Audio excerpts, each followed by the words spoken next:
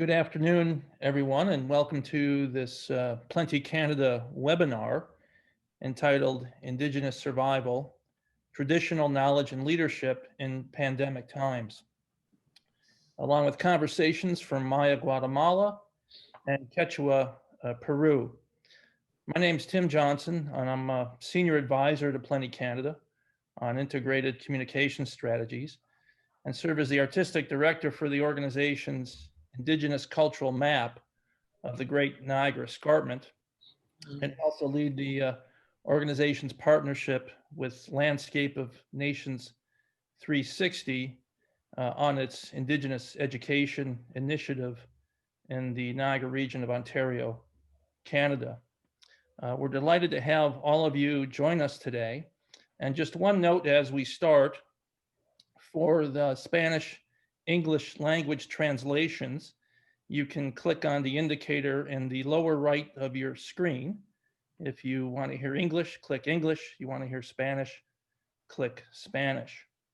So just a couple of things to mention before we get started here and begin with a traditional Indigenous welcome and some guidance. But the COVID-19 pandemic has caused unprecedented challenges worldwide. Many communities are struggling to survive at a time where food systems are severely impacted by lockdown restrictions and disruptions to supply chains. Local governments are overwhelmed, food is scarce, and hygiene products are difficult to access. This is the reality for Maya Quechua families living in Guatemala and Quechua families living in the Cusco region of Peru. This webinar today will introduce the voices of Plenty Canada's international Indigenous advisors in a discussion with the Maya and Quechua activists who mobilized and launched emergency relief responses to assist their communities in Guatemala and Peru. So to start off today's webinar officially with a traditional Indigenous welcome, I want to introduce Gudgie Cook, who is an elder Mohawk midwife, author, and women's environmental health advocate. Gudgie is director of the Spirit Aligned Leadership Program, which acknowledges the life legacies of Native elder women involved in the healing, cultural preservation, and renewal of their peoples and communities. So Gudgie will start today's webinar with a welcome song and some words of guidance. Gudgie?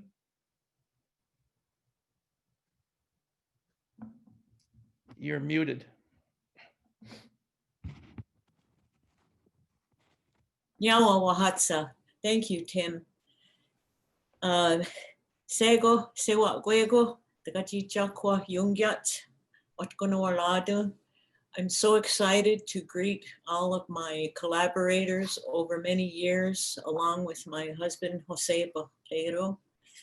I want to begin by saying that we're here, my husband and I, in the territory of the Mohawks of Akwesasne, where in the 70s, our Akwesasne Notes White Roots of Peace Communications Group sent help to our relatives to the south, following the tradition of the Six Nations Confederacy of 4 White Roots of Peace extending into each direction. And so of all of our friends and relatives from Guatemala into the highlands of the Quechua people, we see the 4 directions, the symbol, the consciousness, the prayers, the ceremonial life, all focused on these 4 sacred directions. And in our own Mohawk speech of acknowledgement before we do anything, we acknowledge 4 beings in each of these directions. These 4 beings at each corner of the cosmos we relate to them and we appreciate them. And so to begin this webinar, keeping in mind how grateful I am to know everyone who's presenting, I'm going to sing a song, Gaeli Yungwetake, that acknowledges these four beings that stand at the four corners of our cosmos, who look after us. And this song, the words mean, we ask them to help us, to help our families, help our communities. And so I ask you to focus on your own people's attention to these four beings. I think of Tipon, Vicky, and those four equal volume of water that flow off that magnificent apu. And so like that, I invite you to focus your mind on the deeper meaning of this song, Gaeli Yungwetake, the four beings, asking them for their help. Gaeli Yungwetake wantuka, Paskayana wase, Sayatanu nane akwawachile, I want to come, Paskayana wase. Yo ho, ana yo ya he, yo ho, ana yo ya he, yo ha yo, ana yo ya he, yo ho, ana yo ya he. Kaeli, niunkweta ke wanduka. Askayana wase, Zayatanu nane akwawachile, awaduka, Askayana wase. Yo ho, ana yo ya he, yo ho, ana yo ya he, yo ha yo, ana yo ya he. Yo ho, ana yo ya he. Kaeli, niongweda ke awantuka, askoyena wase, sayatanu nane akwawachile awantuka, askoyena wase. Yo ho, ana yo ya he, yo ho, ana yo ya he, yo ha yo, ana yo ya he, yo ho, ana yo ya he. Kaeli, niunkweta ke awantuka, askoyana wase, sayatanu nane akwawachile awantuka, askoyana wase. Yo ho, ana yo ya he, yo ho, ana yo ya he, yo ha yo, ana yo ya he, yo ho, ana yo ya he. Yo koa, kaeli yung kweta ke.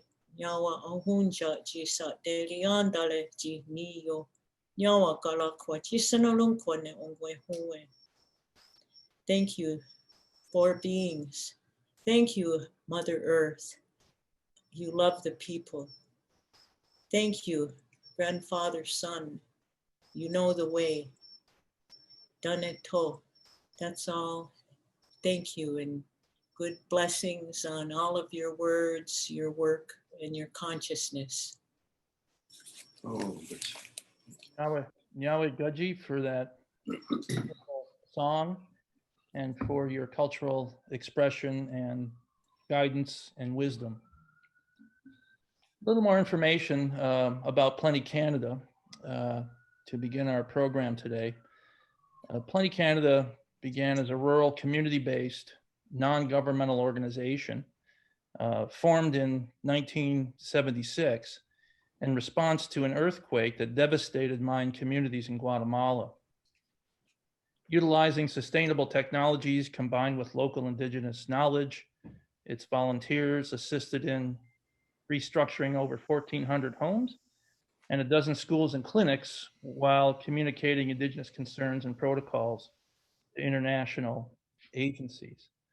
So that signals part of the beginning of Plenty Canada, and it's very interesting that here we are all these years later in 2020, again, speaking about and speaking with partners from Guatemala and also now from Peru. So what I'd like to do at this time is introduce the executive director of Plenty Canada, Larry McDermott. Larry is Algonquin from Shabbat-Obajuan First Nation, and he's an early participant and leader of North-South Indigenous community collaborations. Larry's recognized as a very influential spokesperson and knowledge keeper on environmental issues and traditional Native philosophies and practice. A former three-time mayor and longtime council member of Lanark Highlands, he was a commissioner for the Ontario Human Rights Commission. Larry also served as a comprehensive claim representative for Shabbat-Obajuan First Nation. Larry received an honorary doctorate of law from the University of Guelph, and I've had the great pleasure of working with Larry since the early 1990s. Larry? Good, Tim. Thank you. Um, yeah, I want to share a few brief comments about Plenty's history, but we're privileged. First of all, to get started in a great way, and thanks to Gudgy, and also to have to hear the voice of our partners, our Quiche and Quechua partners today. So very quickly, Plenty Canada actually began in 1976 in response to an earthquake in Guatemala that displaced 1 million people. We were involved in building 1,200 homes, a dozen schools and clinics, but quickly realized that clean drinking water was an issue and began by building gravity-fed water systems. Later, we built them in Southern Africa, working with Basotho people. And pretty much everywhere we went, we dealt with what I would call indigenous food sovereignty. That is to support the culture, the wisdom of indigenous peoples who we were privileged to share with. And I always saw it as, I always felt like we got more than we gave, really, because of the rich cultural exchange. We also worked in places like Sri Lanka, helping farmers process, in that case, soybeans that they had learned to grow, but couldn't figure out exactly the best ways of using the abundance that was created there. We were involved in the Earth Summit in 1992, and their conventions, treaty-based, that are obligatory to signatories like Canada, on biodiversity, climate change, and one that people forget, desertification. I just want to say something there, that the Earth has lost 25% of its topsoil since 1970. And so desertification isn't just sand dunes, it affects us all. And what we're going to hear from are cultures who understand how to take care of the land, how to take care of that soil. We've also been dealing with youth cross-culturally. So both Indigenous and non-Indigenous youth getting together and sharing what reconciliation means to them, but also thinking about the future and thinking about bringing Western science and traditional knowledge, indigenous knowledge systems together to solve the world's most pressing problems, our mere survival for that matter. So, miigwech, Tim, I'll turn it back to you.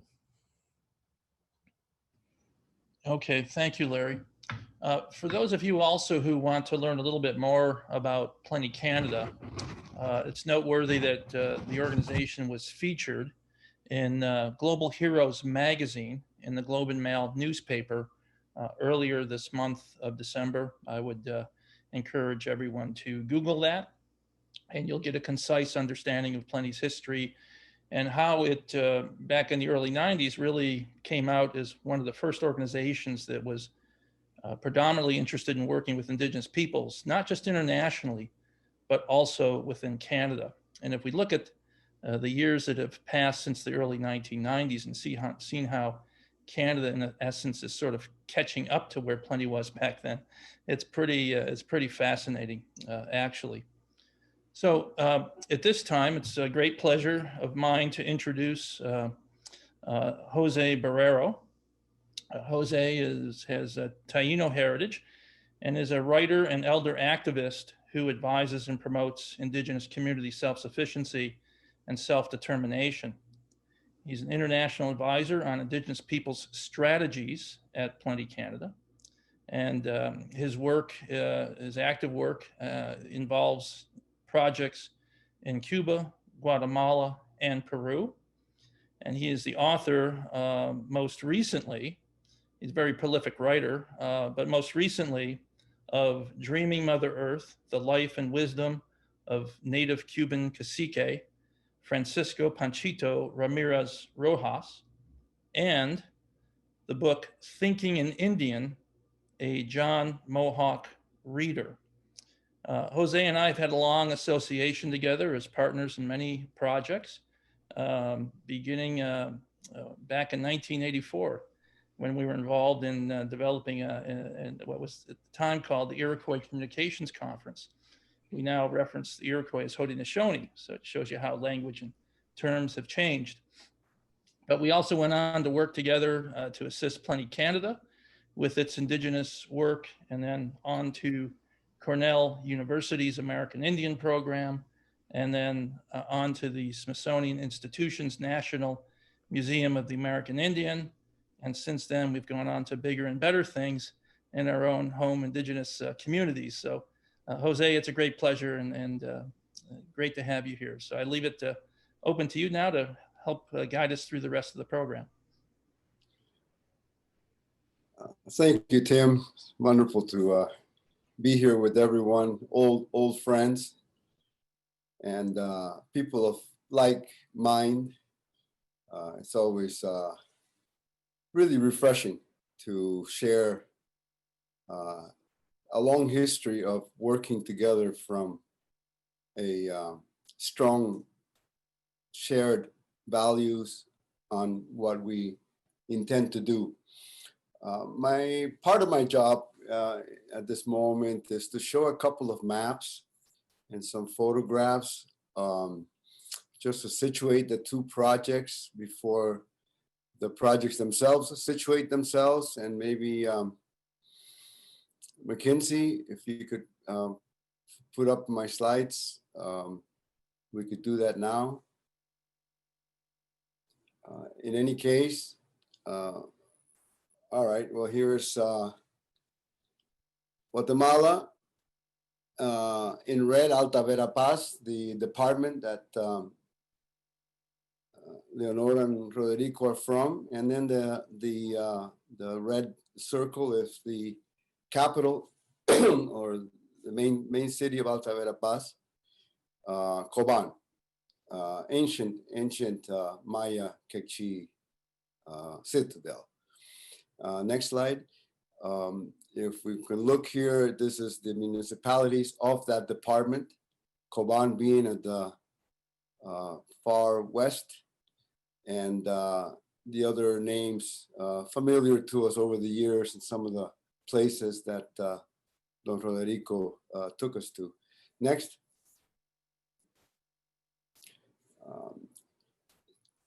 Yeah, let me talk a little bit about this. I have some remarks that I wrote down just so I don't go on too much, because I wanted to say that to recall the time when I first met Larry and his group from Plenty Canada in 1976. It's been over 40 years. Amazing lifetime of this work.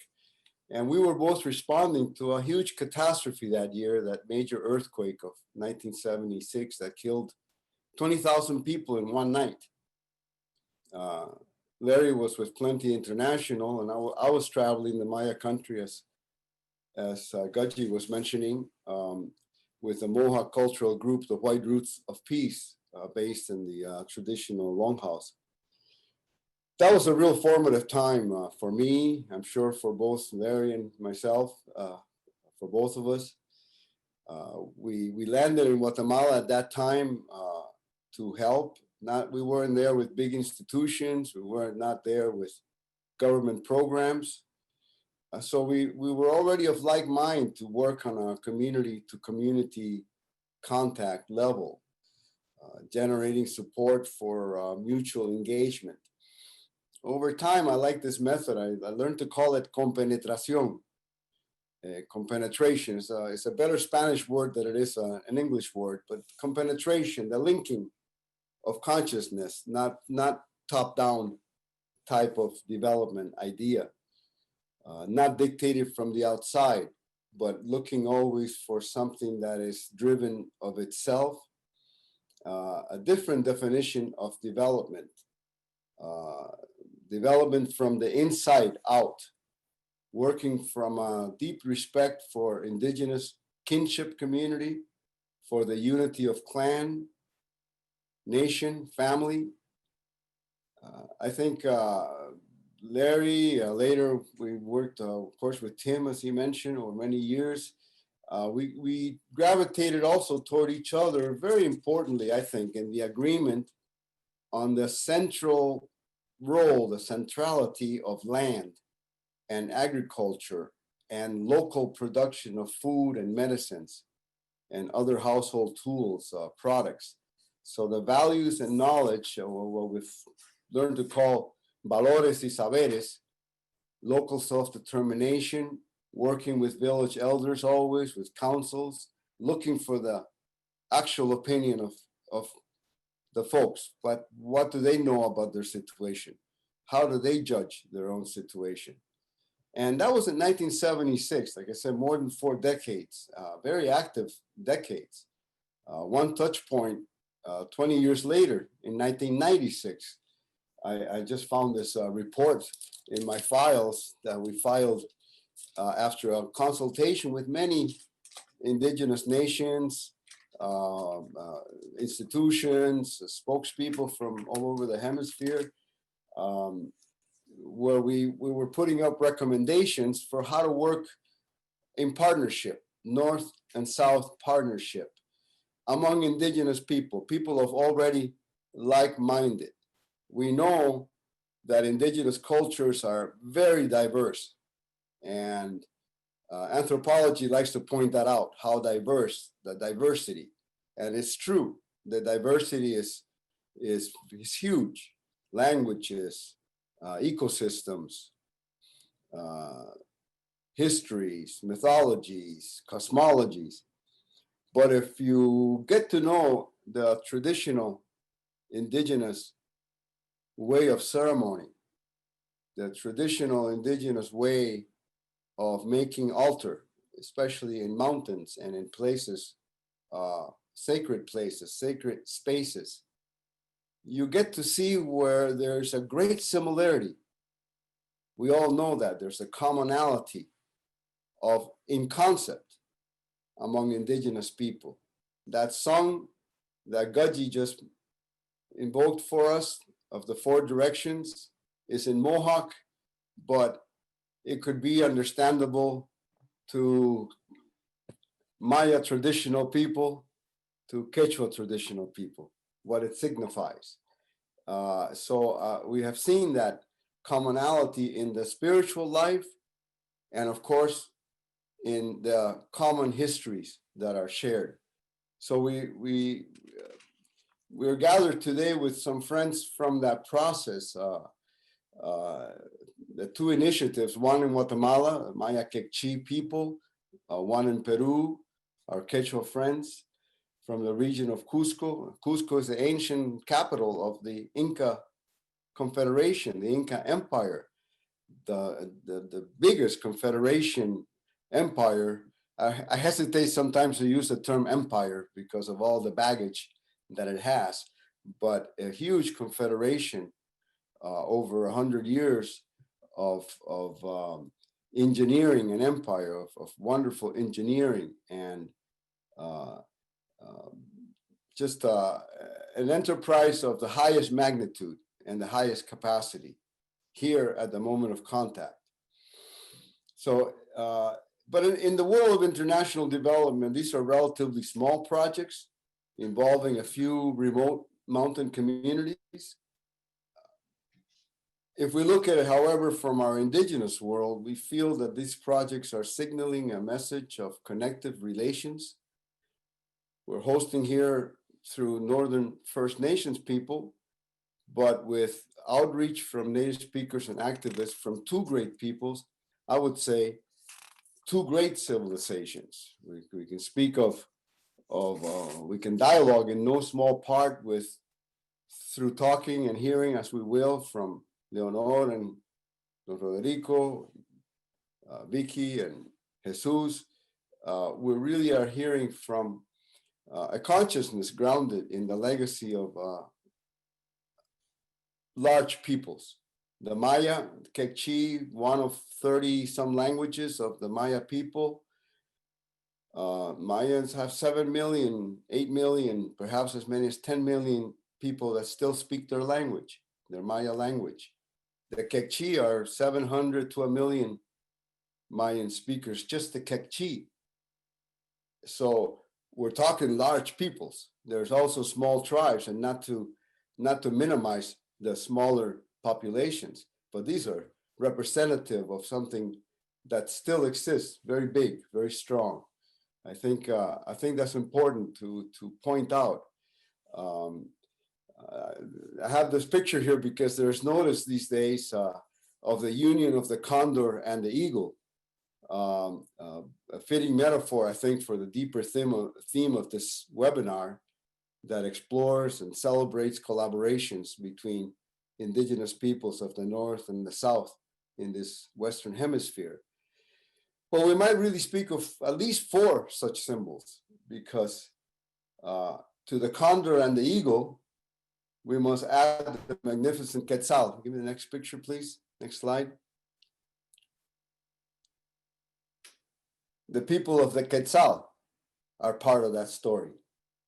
And that's Mesoamerica. That's the Maya people. I've seen the quetzal in their country, in a bioreserve. We might also add, next slide, the hummingbird. That's the mystique of the Amazon, and by extension to the Caribbean. So we all have our connections to something that represents a bird, an animal that represents.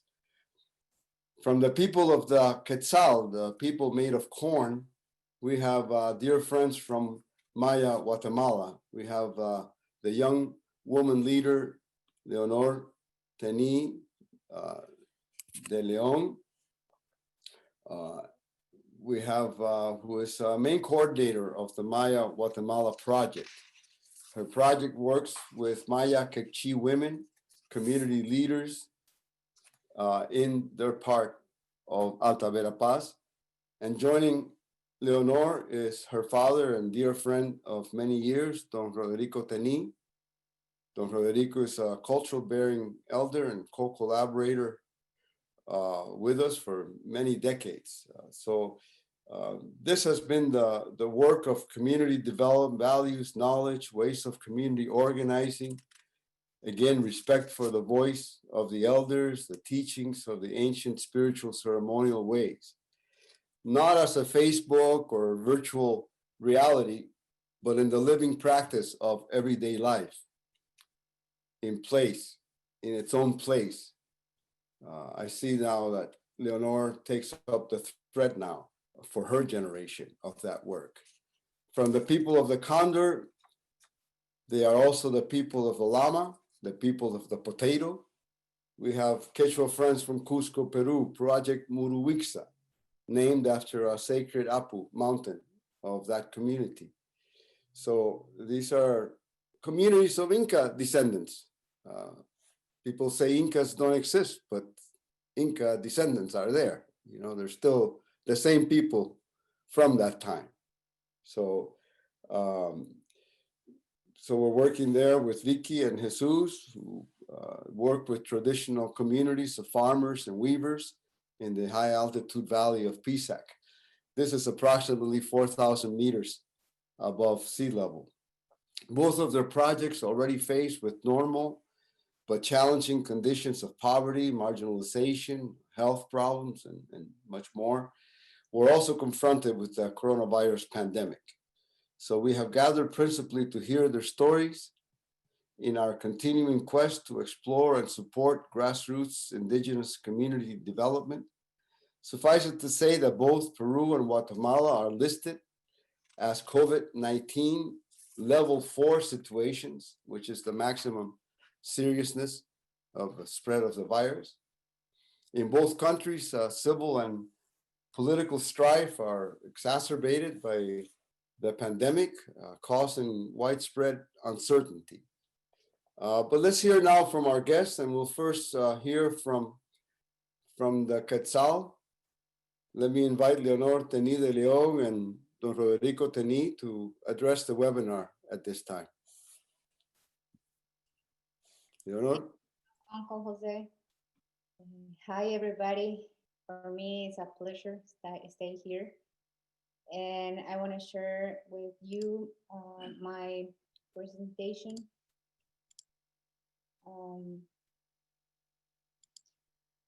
And well, I want to start present me.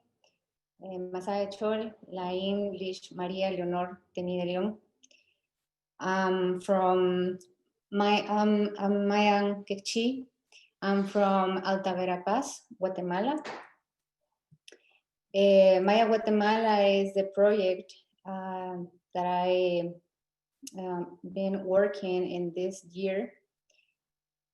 And I want to say thank you to the elders, the native people, native leaders, my family here and my family Mohawk. The theme is the Maya Quechua people on response to the COVID-19 pandemic.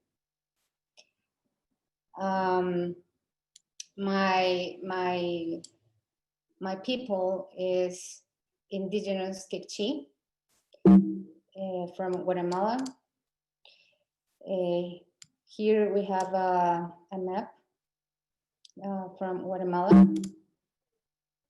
And this is Alta Verapaz.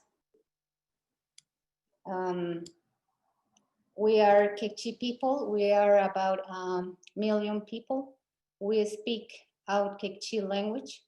We are one of the 21 Maya language communities inside Guatemala. We grow corn, beans, and squash, just like the Mohawk. They say the three sisters. And we Maya, we say we are the people of corn. That is in our creation story, the ancient people book of the Popol Vuh. This is little statistics from 2014. We are more than 1 million Mayan Quechuas. And this is the map, the regional distribution of Quechuas in Guatemala. This is the color of the Maya-Guatemala in Guatemala. So basic, my work is with older women of the Quechua communities. We work on issues about food, planting, and harvest traditional foods.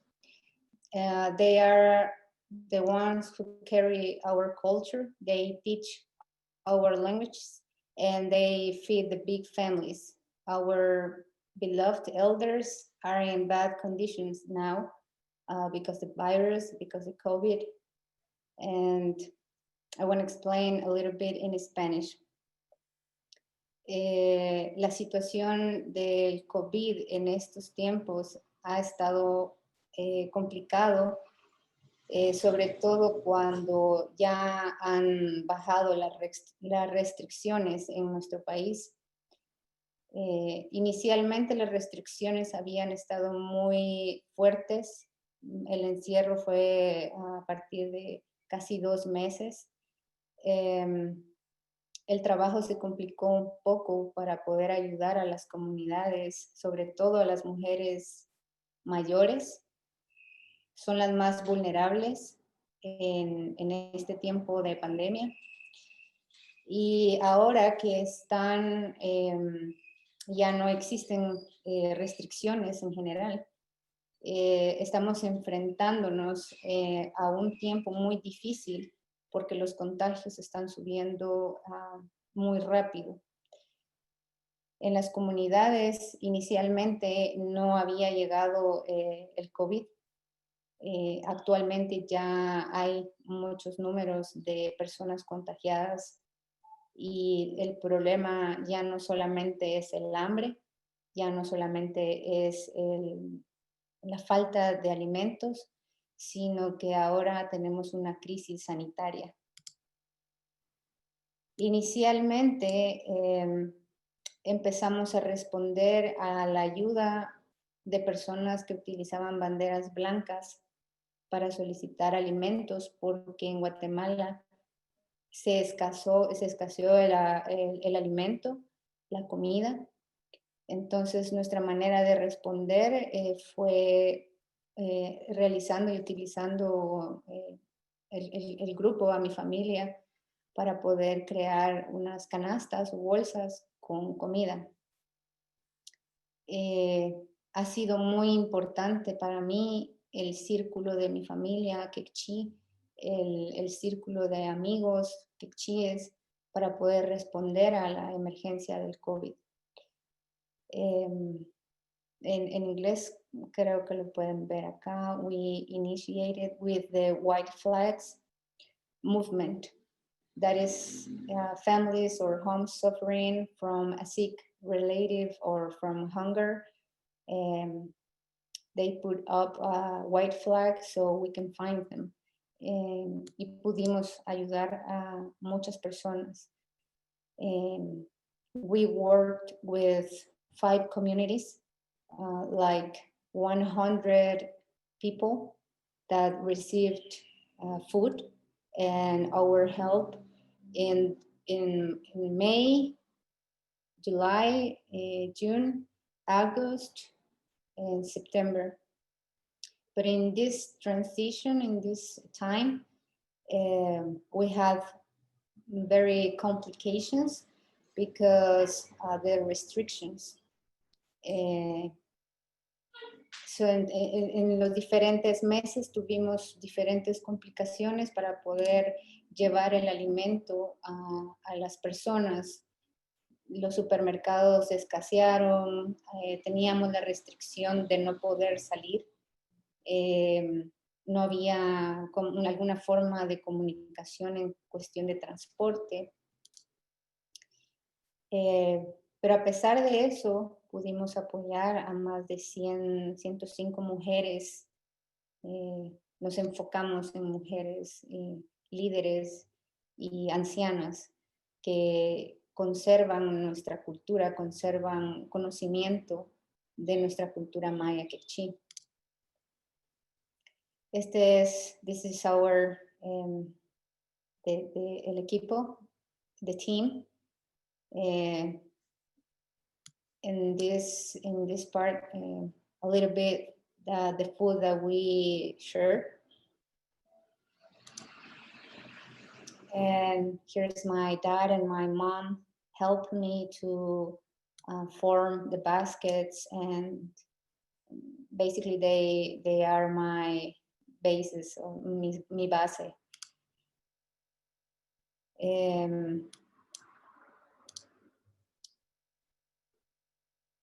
This is many photos from the pictures of the communities in Alta Verapaz.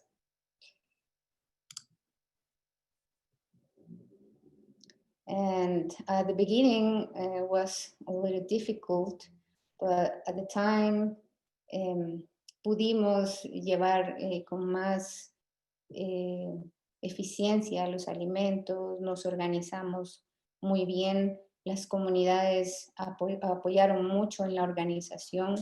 Hay muchos líderes maya quechí que están ayudando y que están organizadas para poder ayudarnos todos juntos. Al inicio se estaban respetando todas las restricciones y las medidas sanitarias con el uso de la mascarilla.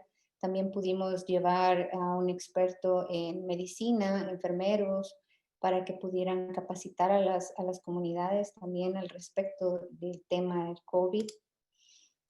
Y es muy importante mencionar que a pesar de toda la situación complicada en nuestro país y en el mundo, somos bastantes, estamos fuertes, tenemos mucha gente que necesita esta ayuda. Quisiéramos ayudar a muchos, quisiéramos ayudar a todos, pero creo que estamos formando un buen centro desde acá, desde nosotros, para poder ayudar a muchas personas y poder salir de esta crisis. Uno de los proyectos que inicialmente estábamos impulsando y que vamos a seguir impulsando en el futuro es la repartición de semillas, la repartición de plantas medicinales también para la reconexión con nuestra madre tierra. Y acá hay algunas fotografías de cómo iban ya las siembras, cómo iban los cultivos. También tenemos una visión y empezamos a trabajar el proyecto con las tejedoras para poder tener un sustento económico en estos tiempos de pandemia, sobre todo para las mujeres que tienen que estar en casa y que tienen que estar en aislamiento, ¿verdad? Porque son muy vulnerables ante la pandemia. Entonces empezamos a desarrollar este proyecto de los tejidos y esperamos continuar con esta iniciativa para poder también dar un sustento económico para las mujeres ancianas. En estos últimos meses tuvimos 2 fuertes huracanes que nos pegaron muy fuerte, sobre todo Alta Verapaz. Fue uno de los 3 departamentos más afectados en Guatemala. Lamentablemente fue en menos de un mes de lluvia y en menos de 2 semanas muchas comunidades quedaron bajo el agua. Ha sido un retroceso económico, un retroceso general, porque aparte de las pérdidas económicas, ahora existe una mayor infección del COVID, porque se abrieron albergues y en estos albergues se dispersó la enfermedad. Ahora pues no hay ningún control en el país, no hay un control de números exactos de la pandemia. Sin embargo, se está haciendo la lucha, se está haciendo lo posible para poder seguir controlando las infecciones.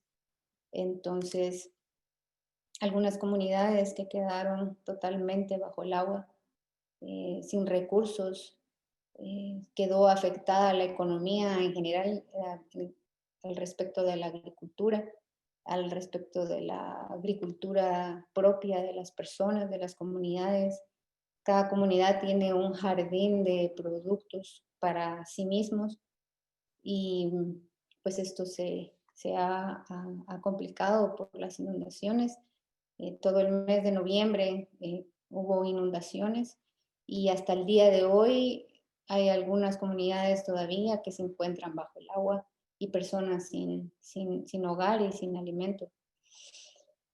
Sin embargo, para nosotros esto es un compromiso, es un trabajo que nos hemos propuesto para poder desde lo más pequeño poner nuestro grano de ayuda y poder sacar adelante a las personas que podamos, a las comunidades con las que ya habíamos estado trabajando. Y tenemos mucha fe y mucha esperanza de que la economía se recupere pronto y poco a poco. También nos preocupa la salud de las personas, los contagios. Entonces creo que vienen muchos challenges para nosotros en Guatemala, en Alta Verapaz, ya que es el área que nosotros trabajamos con el área Quechua. Y juntos creemos que vamos a salir adelante, no perdiendo nuestra identidad, reforzando nuestro conocimiento ancestral, nuestras tradiciones, cuidando y resguardando el conocimiento ancestral, y sobre todo de las mujeres líderes ancianas, quienes ellas conservan el espíritu del conocimiento. Y esto esperamos seguir adelante. Esto es básicamente lo que hemos trabajado durante estos meses. Los huracanes no los esperábamos totalmente porque nos tuvo encerrados otro mes aproximadamente, el mes de noviembre, y las comunidades quedaron sin acceso, puentes, el alimento también se escaseó de nuevo. Hemos tenido inconvenientes durante el camino, pero no nos rendimos, seguimos adelante.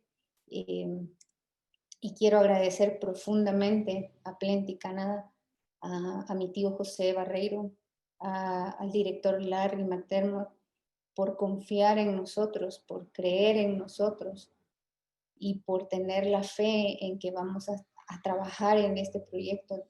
Nosotros estamos desde nuestro corazón trabajando con una mentalidad y una visión clara de lo que queremos, de recuperar nuestro conocimiento ancestral y de resguardarlo.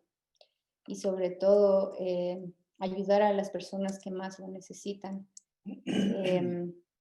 Así que esta es la pequeña presentación que yo tenía preparada para ustedes.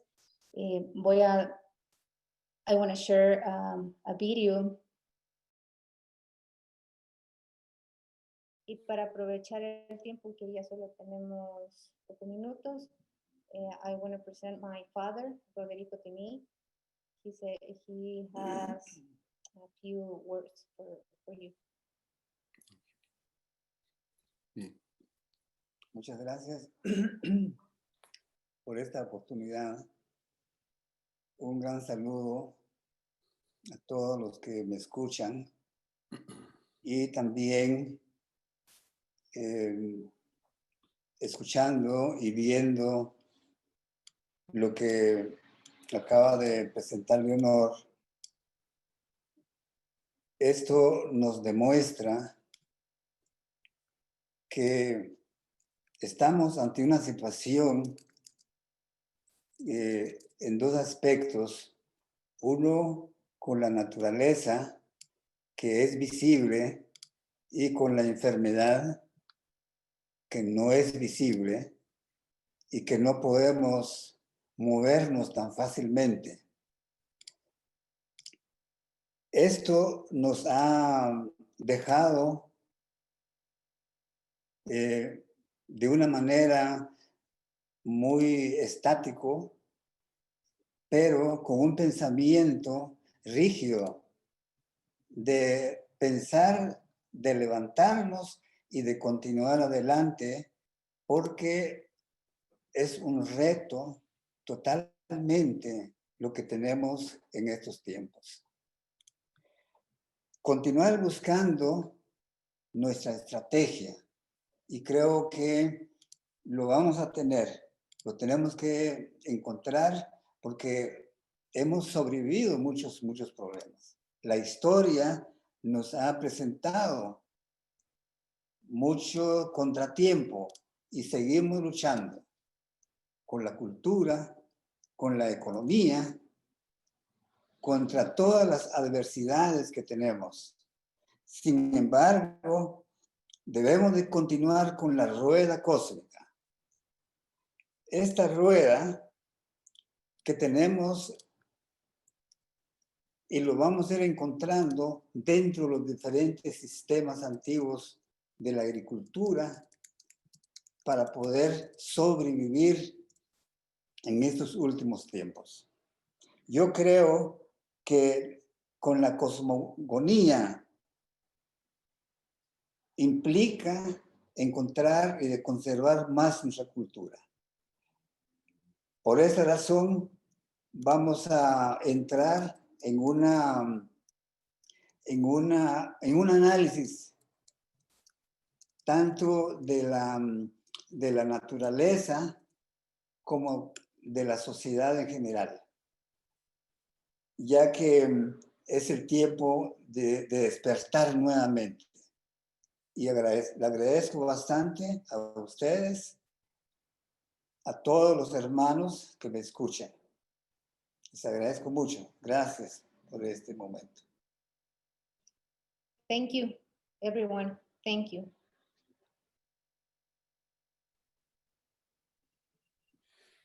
Gracias, Leonor y don Roderico. Ojalá tuviéramos medio día para sentarnos a conversar más profundo en todo lo que podemos abarcar. Muy buen reporte de Leonor, verdaderamente que le han pegado varios fuertes golpes a ustedes en estas últimas semanas. So I'm just mentioning that, just thankful for the report, and wish we had a few hours to just talk more about all these topics, and we'll find the time to do that. Just a mountain of knowledge in this family, just a mountain of knowledge, you know, that we really appreciate. Entonces, de Alta Verapaz, Guatemala, pasamos, damos el vuelo del cóndor hacia el sur, pasando por partes de Colombia, Ecuador, y siguiendo más y más al sur, llegamos a la tierra de Jesús y Vicky, que es Cobán, digo, no Cobán, es Cusco, y verdaderamente otro lugar de increíble historia como es Cobán. En Guatemala, la historia primordial de Guatemala se puede ver en la geografía de esa área de Alta Verapaz. Igual lo que se puede ver desde Cusco a los lugares, los 4 caminos incas que salen de Cusco, y uno de ellos, al Antisuyo, pasa precisamente por Chaguaitiri, por las comunidades donde trabajan estos dos hermanos.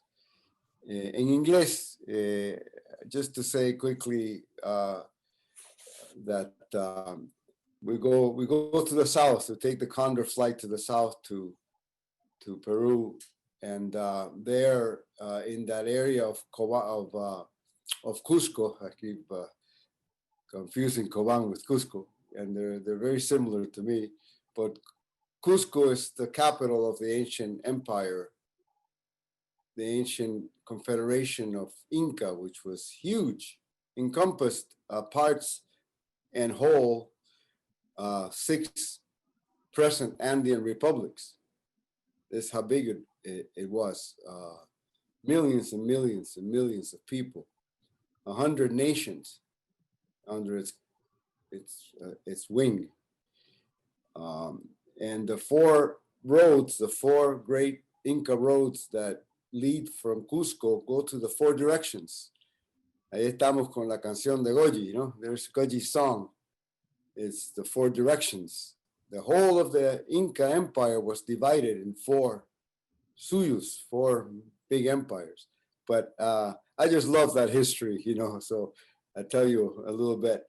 And one of those roads, if you follow it, the ancient road to the Antisuyo, it goes right through the community where they have their work. So Vicentina Galeano Blanco, Vicky, is a member of the Muruwixa group, an archaeologist at the National University of San Antonio Abad in Cusco, Peru.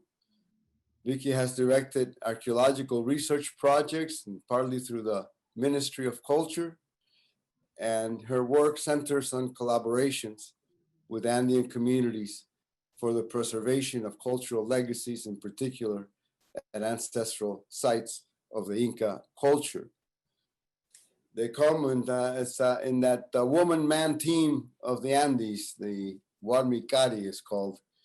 Jesus, her brother, Quechua as well, of course, indigenous activist and community mobilizer from Cusco, Peru, trained as a historian and oral history researcher. Jesus is helper and runner for the elders of the Chawaitiri community in the Valley of Pisac. He is director of the Muruwixa project, which mobilized assistance to Quechua communities impacted by the coronavirus pandemic. And I need to say, I had the opportunity to do some research in that area of Peru, and Jesus and his family with his sister and their mother and their whole family was a very, very strong part of the success that that project had to get to know that culture. So les doy la palabra, turn it over to Jesus and Vicky. Gracias, doctor. Muchas gracias.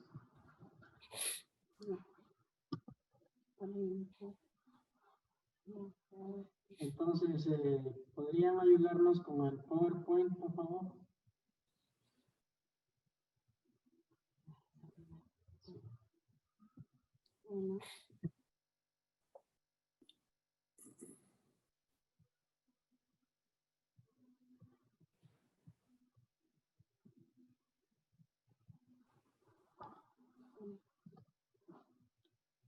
Antes de empezar con nuestro tema, queremos, a nombre de todas las comunidades indígenas, a nombre de Chawaitiri, a nombre de todo el equipo Muruwixa, expresarles un cordial saludo y un fuerte abrazo para todos ustedes, hermanos y hermanas, presentes en esta reunión. En esta primera imagen, observan ustedes la comunidad de Chawaitiri, que se sitúa sobre los 4.000 metros sobre el nivel del mar. Está rodeado por registros de pinturas rupestres con escenas de llamas, pastoreo de llamas, que se encuentran registrados en los abrigos rocosos que están en torno a la comunidad. Más despacio, Jesús. Ok. Gracias. Next image, please. Igualmente, en la imagen superior, la comunidad indígena de Chaguaití, una vista panorámica. En la imagen inferior, el registro de las pinturas rupestres de 5.000 años de antigüedad, que están en los abrigos rocosos en torno a Chaguaití. Siguiente imagen, next image, please.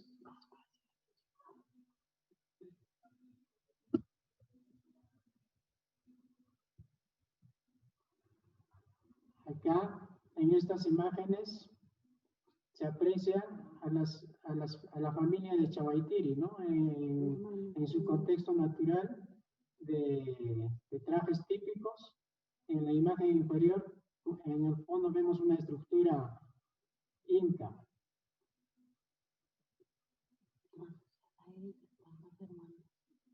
Next image, please.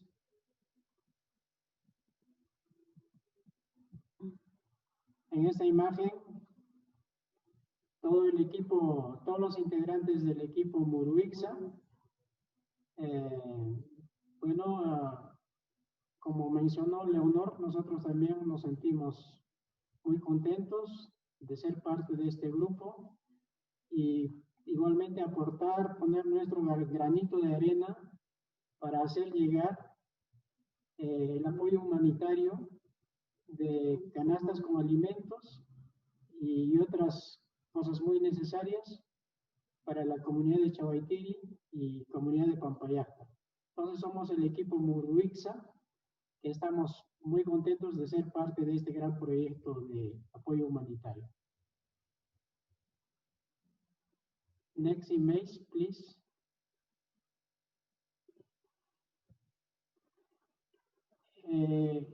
Antes de pasar a nuestro tema, que es la economía solidaria de reciprocidad y redistribución que perviven en las comunidades indígenas, quiero subrayar lo siguiente respecto a la pandemia del COVID-19.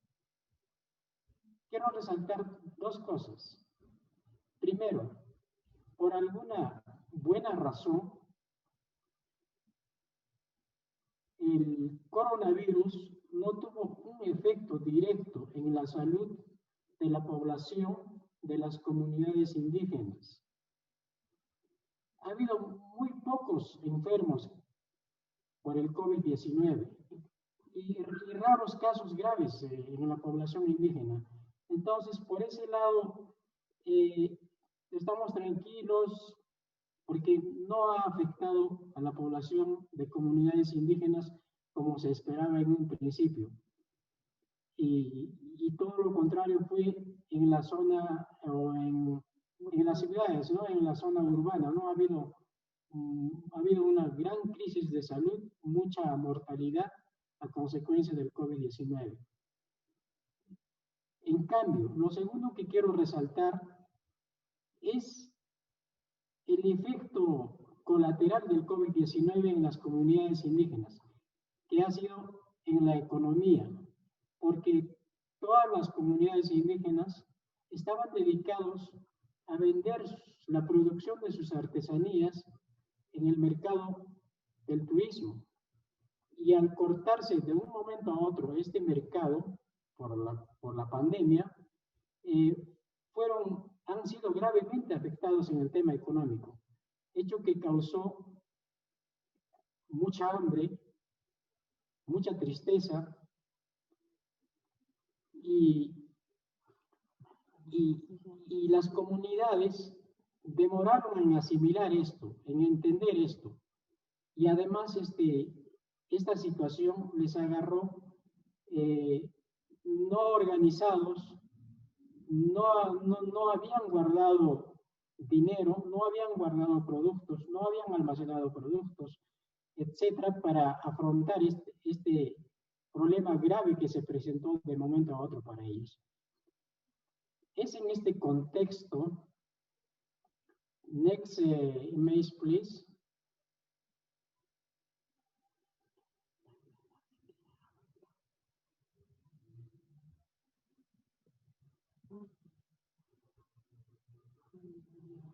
Next image, please.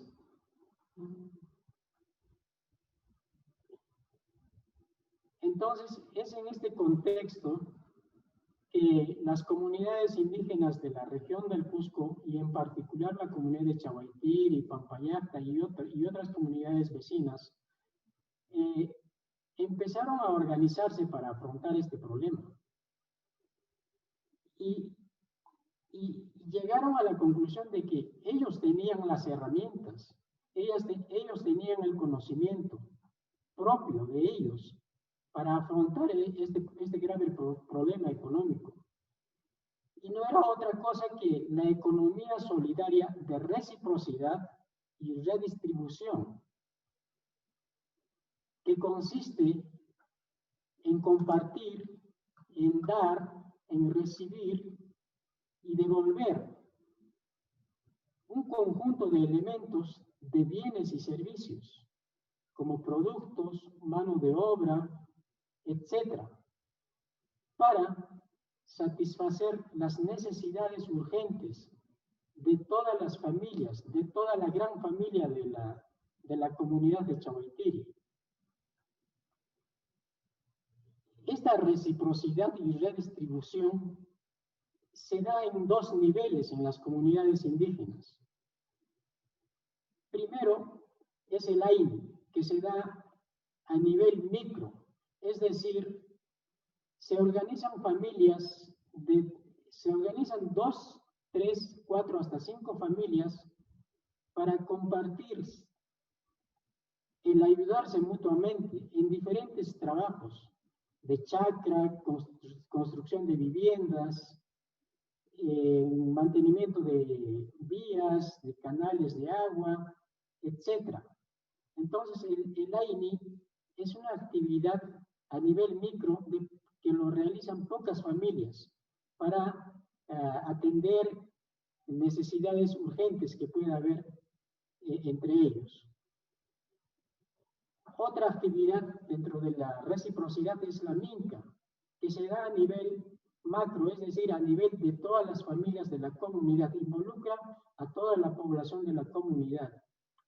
Y las actividades que realizan en la minca es en las chacras de la comunidad, en estructuras que involucran a toda la comunidad, como puede ser el salón comunal, la escuela, la iglesia, los caminos, los canales de agua, etc.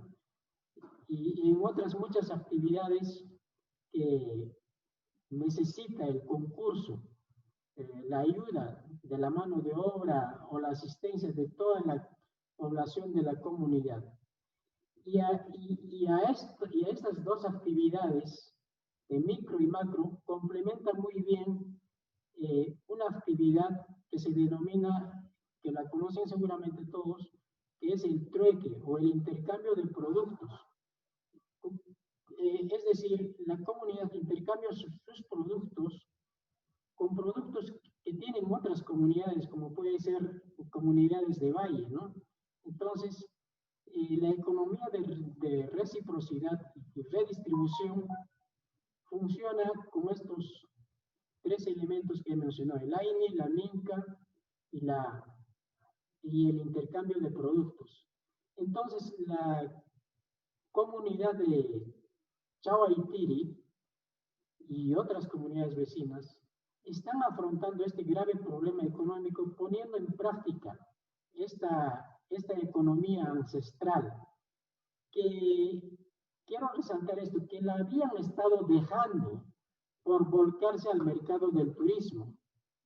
Y entonces, al verse en una situación grave, ellos muy bien se organizaron, conversaron y están retomando con fuerza esta forma de economía ancestral que es la reciprocidad. Next image, please.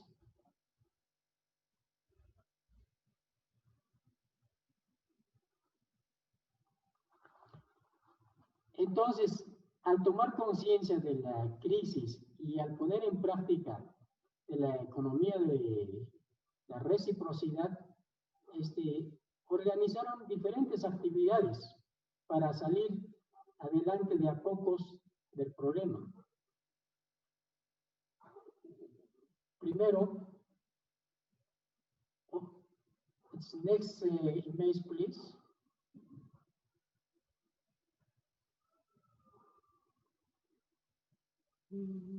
Primeramente, realizaron varias reuniones que se denominan asambleas comunales, en las cuales acordaron las diferentes actividades que llevarían a cabo para enfrentar el problema. Acá en las imágenes pueden ver a los líderes de la comunidad informando sobre la pandemia, informando cómo ellos deben afrontar el problema, organizando diferentes actividades. Next image.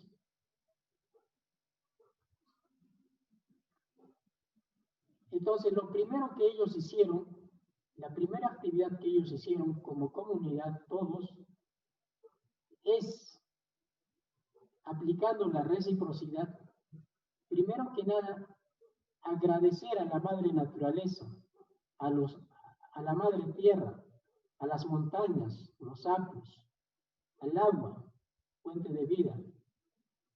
Ellos habían olvidado, estaban olvidando, habían dejado de lado ese tema tan importante para ellos. Entonces, realizaron una ofrenda, un pago a la madre naturaleza, a todos estos seres que son fuente de vida, fuente de recursos para la población de las comunidades. Next image, please.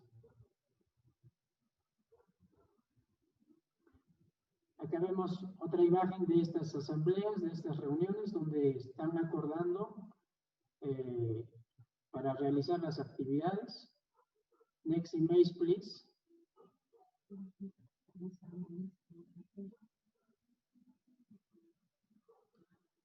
En las imágenes se puede ver que participan todos, mujeres, varones, ancianos, niños, toda la población de la comunidad. Entonces, como mencionaba hace un momento, lo primero que hicieron fue ofrecer un pago, una ofrenda a la madre naturaleza, a las montañas, a los ríos. Acá en la imagen pueden apreciar esa actividad ritual de ofrecer un pago, una ofrenda a la madre naturaleza.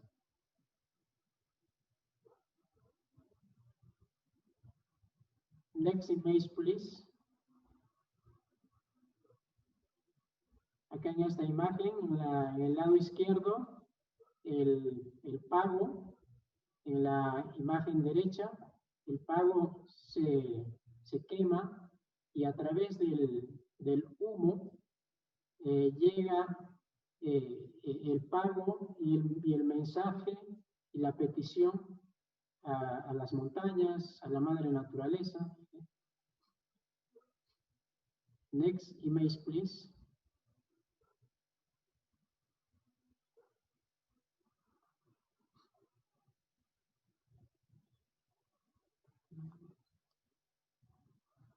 Luego de esta actividad, primera importante de pago a la madre naturaleza, ellos acordaron que cómo deben enfrentar el coronavirus. Primero, adoptaron las medidas que dictó el gobierno, el Estado, el gobierno, de cumplir los protocolos de lavarse las manos, usar mascarilla, estar distanciados, etc. Pero más importante para ellos, para la población de la comunidad, era retomar el tratamiento con su medicina que ellos conocían, con la medicina natural que se obtiene de las plantas naturales que ellos mismos tienen en la comunidad. Entonces, ellos tratan los síntomas que provoca el coronavirus, como dolor de garganta, gripe, tos, etc., con la medicina natural obtenida de sus plantas que tienen ahí en Chawaitiri. Entonces, es más importante para ellos y tienen más confianza en su propia medicina para tratar todos los problemas de salud, en particular las que provocan los síntomas que provoca el coronavirus. Y para ellos lo tienen por cierto y con mucha fe que lo natural, que lo de ellos es mejor y más efectivo para tratar los diferentes males y, cómo no, lo que provoca el coronavirus. Next image.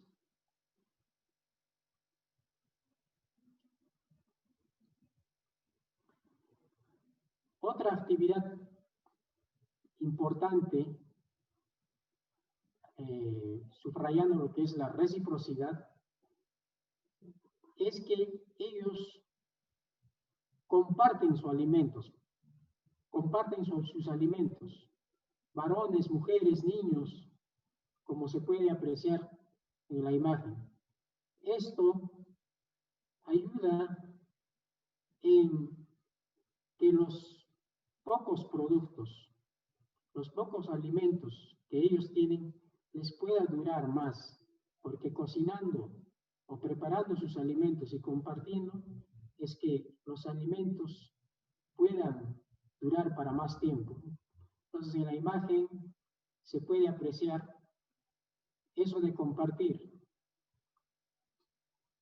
Next image. Acá otra imagen. En toda actividad que ahora mismo están haciendo, en todo trabajo que están haciendo, siempre se comparte los alimentos entre todos. En las imágenes se puede apreciar eso. Next image.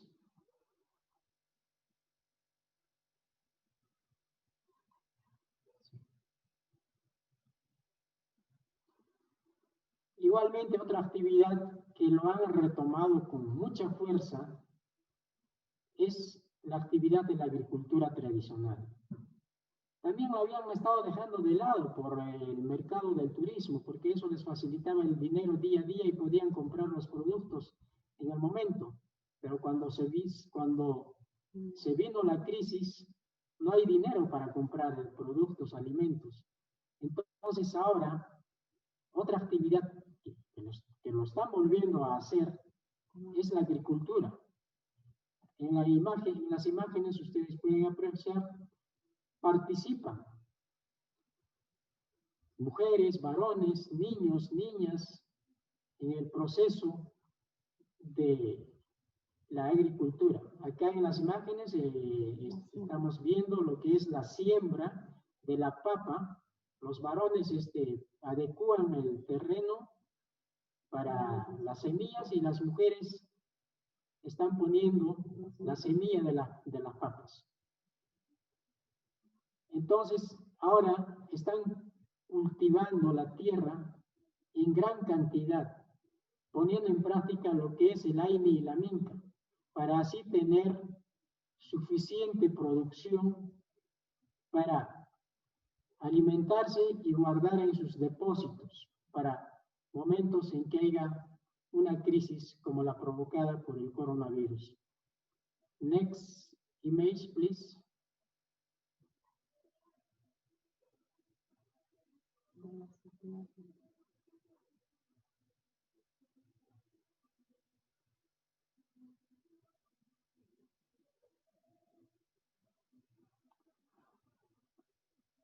Otra actividad importante que también se está retomando con mucha fuerza, con mucho entusiasmo, siempre resaltando y subrayando lo que es la reciprocidad, es la ganadería, la crianza de la llama, de la alpaca, puesto que estos dos hermanos que, como lo consideran ellos en la comunidad, la llama, la alpaca, son hermanos y hermanas. para la población de las comunidades indígenas. Entonces, están retomando con mucha fuerza la crianza de estos hermanos y hermanas, la llama y la alpaca, porque ellos les proveen de muchos recursos para su economía, les proveen de su valiosa lana para confeccionar sus diferentes textiles, para vestir ellos mismos y también para llevar al mercado del turismo. Asimismo, les provee de su valiosa carne, les provee también, les sirve también como transporte para cargar sus productos de la chacra a sus casas o de sus casas a los mercados para hacer los intercambios con otros productos en otras comunidades. Y así les provee de otros muchos recursos. Next image, please.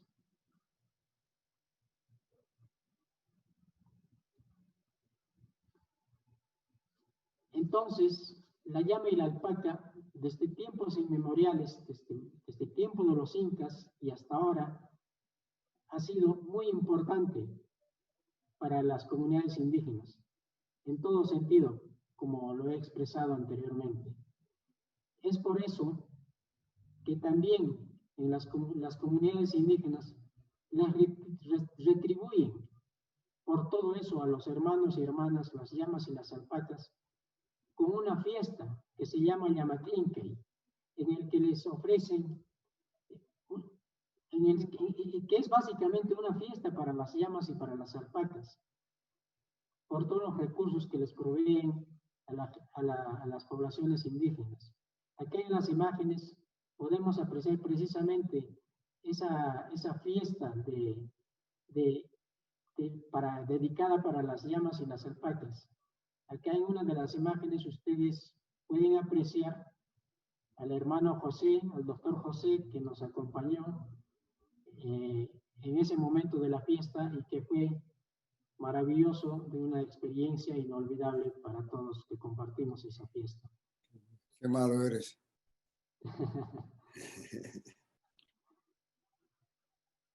Next image, please. Acá, en estas imágenes, también podemos apreciar que la llama es hermano y hermana. Está ahí en todo momento, en toda actividad. Siempre está ahí. Next image, please.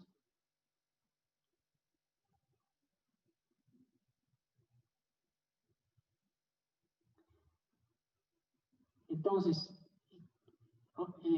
la actividad que también la están realizando ahora de a poco, se están retomando esta actividad que habían dejado obviamente por la pandemia, es la de confeccionar los textiles para las necesidades de ellos mismos y también para el mercado del turismo, ¿no?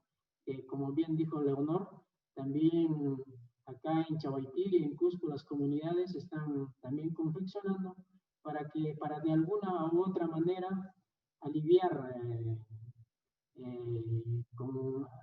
vendiendo estos productos para aliviar las necesidades que ellos tienen, ¿no? Next image, please.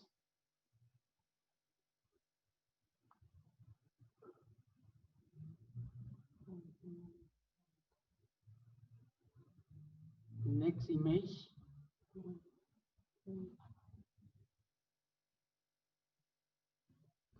Bueno, acá podemos apreciar otras imágenes de la confección o del proceso de confección de los textiles. Son hermosos textiles con colores hermosos, con diseños propios de la zona, ¿no? De la fauna, de la flora y de las vivencias que ellos tienen. Entonces, todo eso ellos plasman en los diseños de estos textiles, que son hermosísimos y de mucha valía para ellos y para todos nosotros. Next image.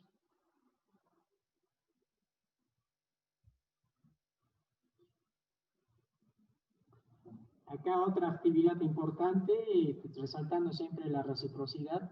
Esto en la imagen se puede apreciar lo que es la minca, en el que participan toda la población de la comunidad. Acá en la imagen se aprecia el mantenimiento de la capilla colonial que data del siglo XVII. Se puede apreciar que es una capilla pequeña, con techo de paja, como lo fue así desde un principio, ¿no? Entonces, esta actividad está realizándose a través de la minca, se está cambiando se está haciendo mantenimiento básicamente, ¿no? A la capilla. Eso es lo que muestra esta imagen, ¿no?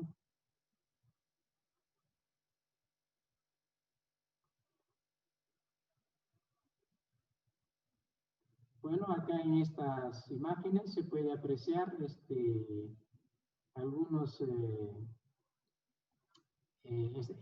estructuras antiguas que se encuentran en Chahuaytiri, la capilla del siglo XVII, la capilla colonial, la casa hacienda, donde también están haciendo mantenimiento de limpieza en el entorno de la casa hacienda.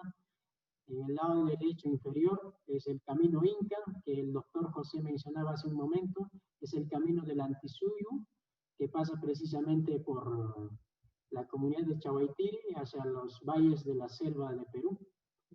Y en la imagen izquierda superior vemos los restos de una antigua estructura inca que se denominaba el Chasquihuasi, la casa de descanso del mensajero inca, que está o estuvo asociado al camino inca que se ve en la imagen inferior derecha. Bueno, son estructuras importantes que hay en Chahuaytiri. Next image, please.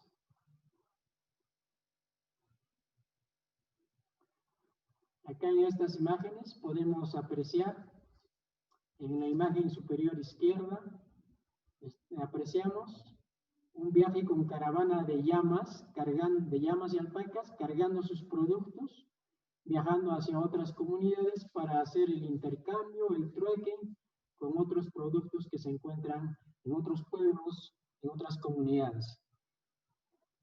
Igualmente en la imagen derecha superior se puede apreciar el paisaje en torno de Chahuaytiri. Es más o menos sobre los 5.000 metros, creo, y por donde pasa el camino Inca. Bueno, ahí están caminando por el camino Inca con su caravana de llamas. Y en la imagen inferior podemos apreciar igualmente ya en una zona baja, cerca al valle, igualmente el camino Inca discurre, atraviesa por un sitio arqueológico que se llama Pisa, ya que está sobre los 2.000 metros de altura más o menos. Entonces, así viajan ellos para conseguir los productos que ellos no tienen en su comunidad, en caravana de llamas, y así, ahora mismo están realizando estas prácticas, ¿no? Estas caminatas con caravanas para conseguir los productos que ellos no tienen en la comunidad, para afrontar esta crisis provocada por el coronavirus, ¿no? Bueno, esa es toda nuestra presentación, y quiero también nosotros, a nombre de todo el equipo Muruixa, y por supuesto a nombre de las comunidades indígenas, agradecer a Plenty Canadá, al doctor José, al doctor Larry y a todos quienes han hecho posible esta ayuda humanitaria, y nosotros acá muy contentos por la confianza y servir de puente para canalizar y hacer llegar los productos a las comunidades indígenas como es Chahuaytiri, que ha sido muy valioso para fortalecer y darles más fuerza en todas estas actividades que ellos están realizando para enfrentar y salir muy pronto, ojalá, de esta crisis que nos aqueja a todo el mundo, ¿no? Y en particular con mayor fuerza creo a las comunidades indígenas, como muy bien lo dijo Leonor y su señor padre en la intervención anterior. Bueno, le doy espacio a mi hermana Vicky, que va a expresar también algunas palabras. Por mi parte, muchas gracias. Bueno, doctor, muchísimas gracias. Hacer llegar mis saludos a todo el equipo de trabajo, sobre todo agradeciéndole en primer lugar a todas las personas que han contribuido para ayudar a nuestros hermanos de Chaguaytiri. Bueno, como dijo mi hermano, realmente el doctor, acotando a esa información, ese de reciprocidad en nuestra zona, muy interesante. Ahora mismo, las mujeres practican ese tipo de actividad. Por ejemplo, en la cocina, cuando sus esposos están trabajando en la chacra, vienen a veces las esposas de algunos comuneros, dicen, no, te ayudaré a cocinar para llevar la comida. ¿No? Entonces, así ellos alcanzan la comida a los que están trabajando en sus parcelas.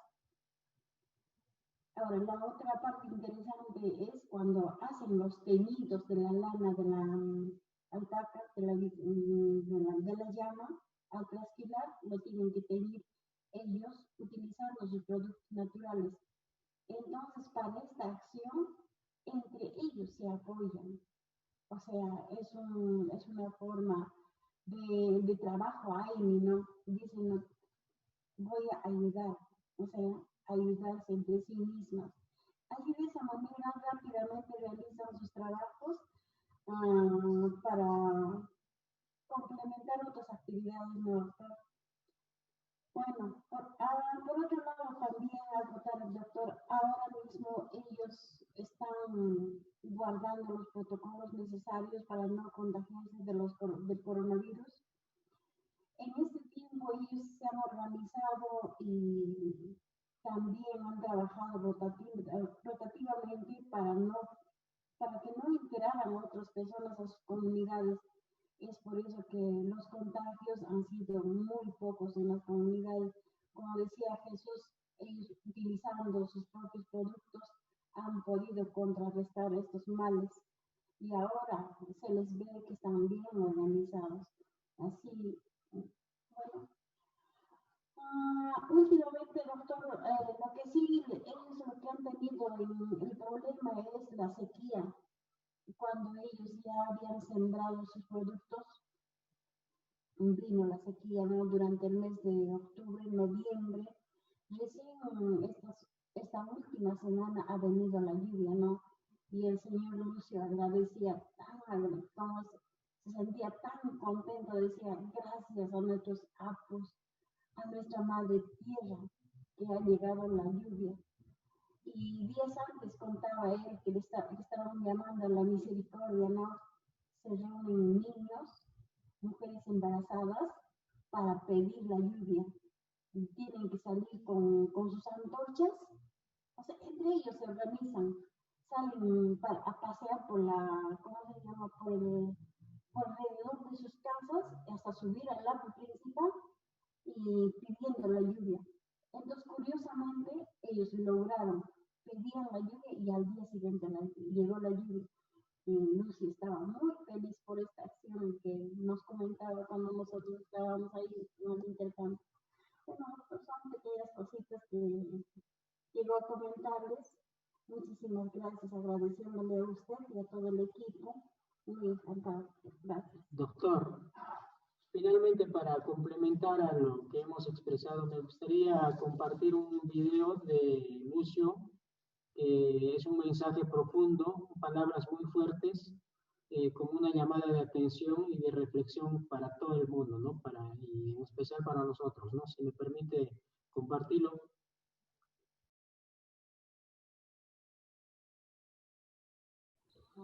Bien. Bueno, gracias, doctor. Eso es todo por nuestra parte y muchas gracias. Gracias a los dos. Todo muy lindo. Bueno, el video de Lucio they're done with their presentation, and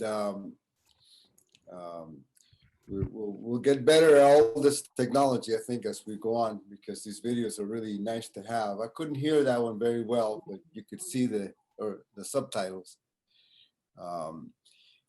If I could just add a little bit, both of these communities in Guatemala and in Peru have gone through a lot of political upheaval and violence, political violence, impositions upon their communities in the last 500 years, I guess I could say, but it's in the last 40 years, 50 years, very difficult. This leader that we just heard, Lucio Illa, is a very well considered leader because he was at the forefront of recovery of the title of the community, the land title, at the end of the hacienda system. The community was under the old hacienda system in Peru. All of the Indian communities, a lot of them in haciendas, belonged to the hacienda. They belonged to the owner. It was a system still of community slavery up to 1970.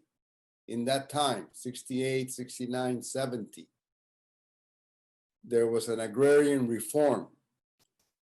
And then it was fighting for your land, for your title. And it took them another 15, 20 years to be able to gain their title. So this is very recent. The history is very recent. In Guatemala, major civil war, major war from those years of the 1980s to 1992, 1994. Big civil war, big violence against the Maya people. Many massacres, disruption, assassination of spiritual leaders. It's not an easy history. It's not an easy history. It's a difficult history. And it's amazing that there is this kind of resiliency in the folks, in the people, the continuity. Very different situations, northern Guatemala, north central Guatemala, and all the way to Peru. But in every case, the communities have suffered a lot of repression, much repression, much difficulty. And now there's a little bit of the possibility to do something. Just enough peace to be able to do something. And so that's my appeal to the audience that we have, is to support this, work as we go forward. So Tim and group, I think we're at the end of the presentations. I think there was a panel discussion that Tim was to moderate. Should we do that at this point, Tim? Is that, Yes, I think it's important to note that, we've run late in the overall program, so maybe we can keep the panel discussion to a few comments and whatnot, and then move into a Q&A, a question and answer period after that. But I really want to begin by saying gracias, Yahweh, thank you, to Lenore and Roderico, to Jesus and Vicky, for your wonderful presentations and sharing your stories about how your indigenous communities in Guatemala and Peru are working to take on this challenge from COVID-19, and it's very impressive, and it's inspiring to see the communities working together the way they do, and it's part of the Indigenous cultural framework, and that's a wonderful thing.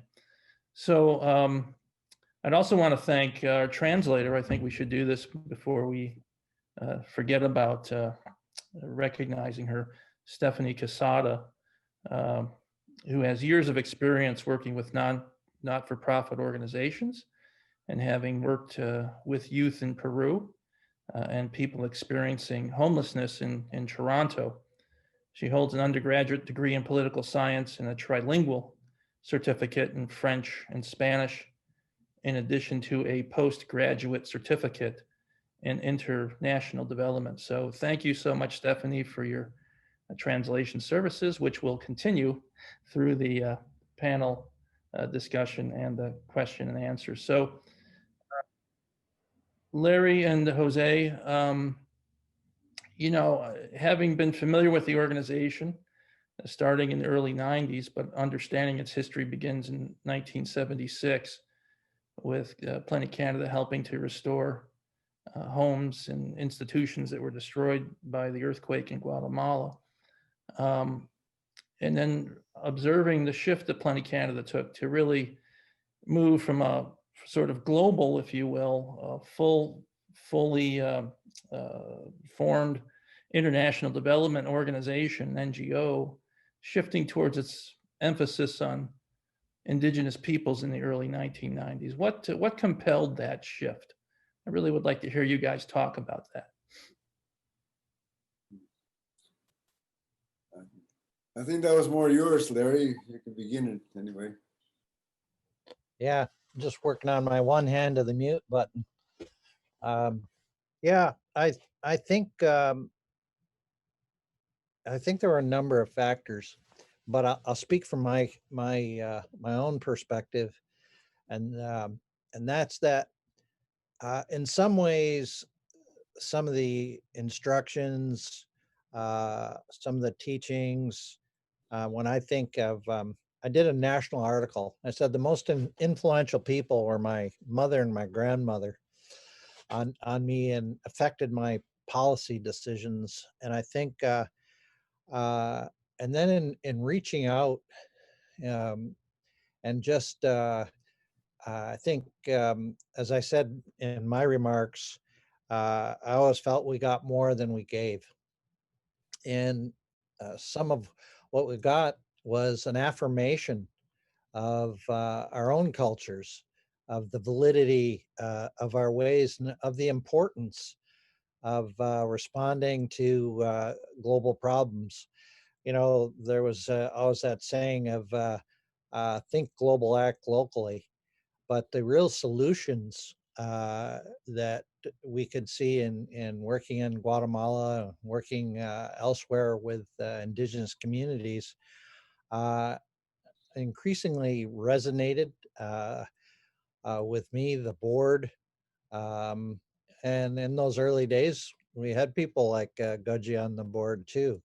And so they had influence. And I think as time went on, we just saw the strength of those indigenous cultural underpinnings. And so I loved it. I loved hearing both teams today talking about that, the need to give appreciation to Mother Earth. And yes, we were able to do things like bring solar panels and technologies and share those technologies. But we also learned the importance of simplicity and reinforced it. In the wealthy first world, Canada, sometimes the simple is overlooked. And yet in working, working with our partners in the South, it reinforced the need to look again in the North at how we were doing things. And so I feel that my own family's approach to living on the land has been influenced by that North-South relationship. And I think it helps us discriminate between technologies that are harmful and technologies that serve that core purpose, and that is to celebrate Mother Earth, to do things that continue life, that and honor the water, honor the land.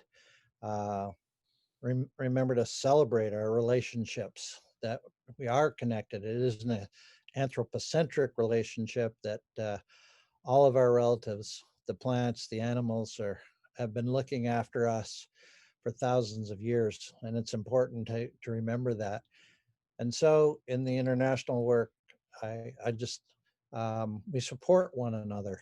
And I think that became the core value, the core driving force of what Plenty Canada is about. So whether it's gathering wild rice on the river that near me, or it's helping people and helping the Quechua, the Quiche, doing the things they're doing, I feel that as we respect our Mother Earth, as we feed our families in a good way, we're all doing the same thing. We're all in a way, in our own diverse ways, but it's still that core prayer of thanks, those core principles of reciprocity and gratitude are really they're simple but powerful. And I feel that the organization just could see that was the way we had to go. It seemed to me too that the opening up of communication lines between Indigenous peoples had an impact as well. I know Jose has is renowned for his experience as an editor of Akwesasne Notes, and later on through the work that we did together as partners with development of Native America's Journal out of Cornell University that basically erased the borders between Indigenous peoples. We really looked at the Western Hemisphere as an indigenous place. Jose, maybe you can reflect a little bit on your experiences in the work that you've done to draw awareness to the plight of Indigenous peoples, south of the American border, for example. Mm-hmm. Yeah, it's the movement of the last 50 years or so. I think we've seen so much cohesion in thinking among people that didn't even know each other, who were very remote from each other, who had no real communications capabilities at that time. Very isolated Indigenous people, traditional people who wanted to preserve and how important that is. So there was a moment, I think, when at least in the Americas, when people no longer accepted this expectation of extinction. There was an expectation of extinction in all of the disciplines, all of the study of Indigenous people, American Indian people, First Nations, originarios, all the different ways to describe Indigenous. All of the sciences predicted extinction. It was predicated on extinction.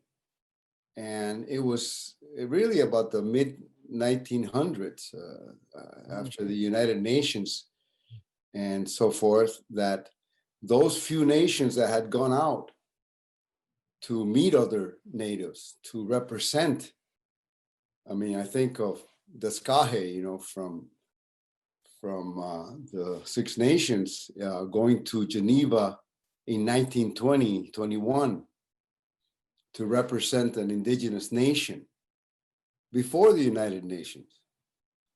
And he's well remembered now for having done that. So there's a history of representation.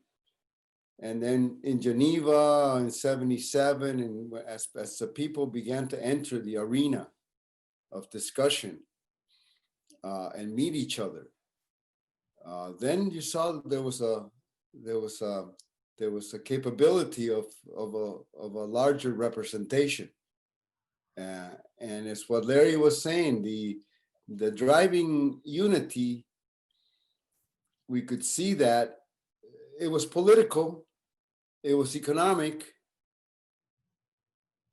but the real unity base was spiritual, was spiritual. That's where people really connect. And there's a different way of thinking about that than the major religions. And that needs to be talked about too. It's that deep.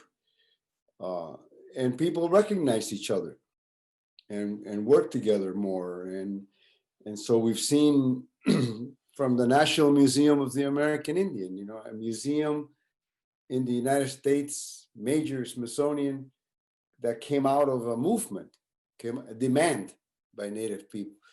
And then this work to Geneva and the work that we're doing. I have to say, we have yet to really break through into a major way of doing this for all the need that there is.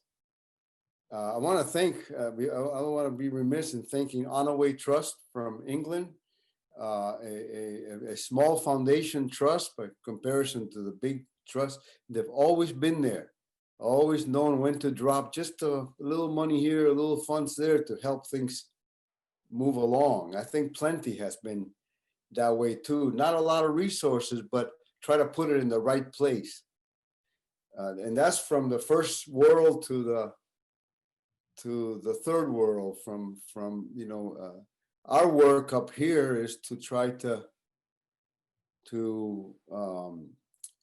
provide the way to resources to help in that way. So it's been really gratifying to see that denial of extinction now to the expectation of survival, and that's what our webinar is called. You know, survival, moving. You know, guaranteeing survival for the generations of this way of life, and so that's what we're engaged in. And I feel the same with the Quechua families down there as I do with the Quechua families, as I do with our own family here. It's a different feeling than just a professional life, you know. It's a connection. Very gratifying to see the women's leadership emerging, the work that Leonora is doing, the focus on the elder women as leaders, as leaders, unrecognized, and to see the young women leaders taking over from their fathers. So there's a movement in the world of women's leadership, and it's naturally happening. So that's another gratifying thing to see, because there's a lot of strength in that. And you know, I like to remind people I live in a matriarchy, so I got to watch myself. But it's a powerful force that's really emerging now. And in Chawaitiri, it was a strong force for the recovery of the land and that work. So I won't extend myself. Let's open up to the discussion.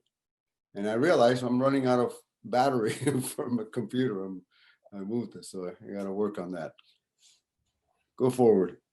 Oh, yeah. Well, thanks, Jose. And, you know, it is just very interesting to me how Plenty Canada has been positioned at the forefront of this for a long time, very quietly. Not many people aware of the work that the organization is doing, but, you know, long before the international community ratified the United Nations Declaration on the Rights of Indigenous Peoples in 2007, with Canada's late adoption coming in 2016. Mhm. Plenty's been active, has remained focused on Indigenous issues that, again, were seemingly invisible back then, but today are much more obvious. And certainly within the Canadian context, the increased awareness of Indigenous peoples has grown, I think, substantially, partly driven by the Truth and Reconciliation Commission findings and its calls to action, news reports on the compounding national tragedy of missing and murdered Indigenous women and girls, the widely publicized lack of potable water in First Nations communities, which remains astounding to this day, although there has been progress over the past several years in correcting some of those issues. And of course, just the gathering of data on the persistent health and income disparities that Indigenous peoples face. So, you know, on those levels, I think it's been wonderful to watch Plenty continue along its pathway in this work and to learn today about what their partners in Guatemala and Peru have been doing. So we could go on forever on this discussion, but I think it's time to open up the forum to see if there are any questions that people have for any of the presenters who spoke today.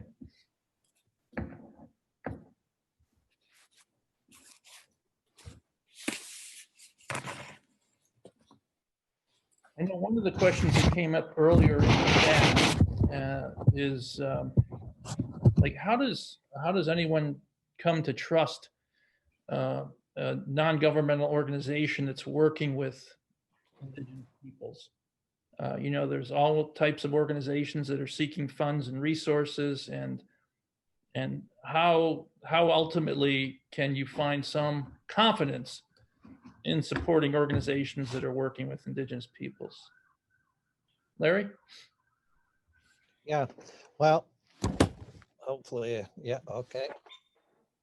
You know, there's the usual, in our case, we're audited and, you know, we're scrutinized.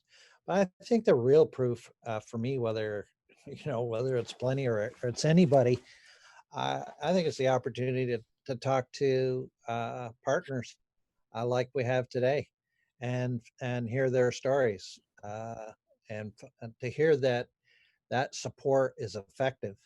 I think that matters a great deal. You know, I could talk about how we have found ways over the years to keep our administrative support or slice lean, and it comes from a variety of ways, including great people that have volunteered along the way and contributed, and there's many of those kinds of stories. But I really think the bottom line is what's going on in the communities, and are we respecting the self-determination of those communities? I saw so often, over the years, over these 40 years or so, I saw so many situations where the North was the great benevolent father, paternalistic, obnoxious in terms of the ways of life, not respectful, particularly of Indigenous values. I think that was a niche that surprised me, that there were so little of that unencumbered support and a lack of humility coming from the North. So anyway, that's getting away a little bit from your question, but yeah, we try to do those things. We've gone to audit even when we didn't have to, when we were smaller.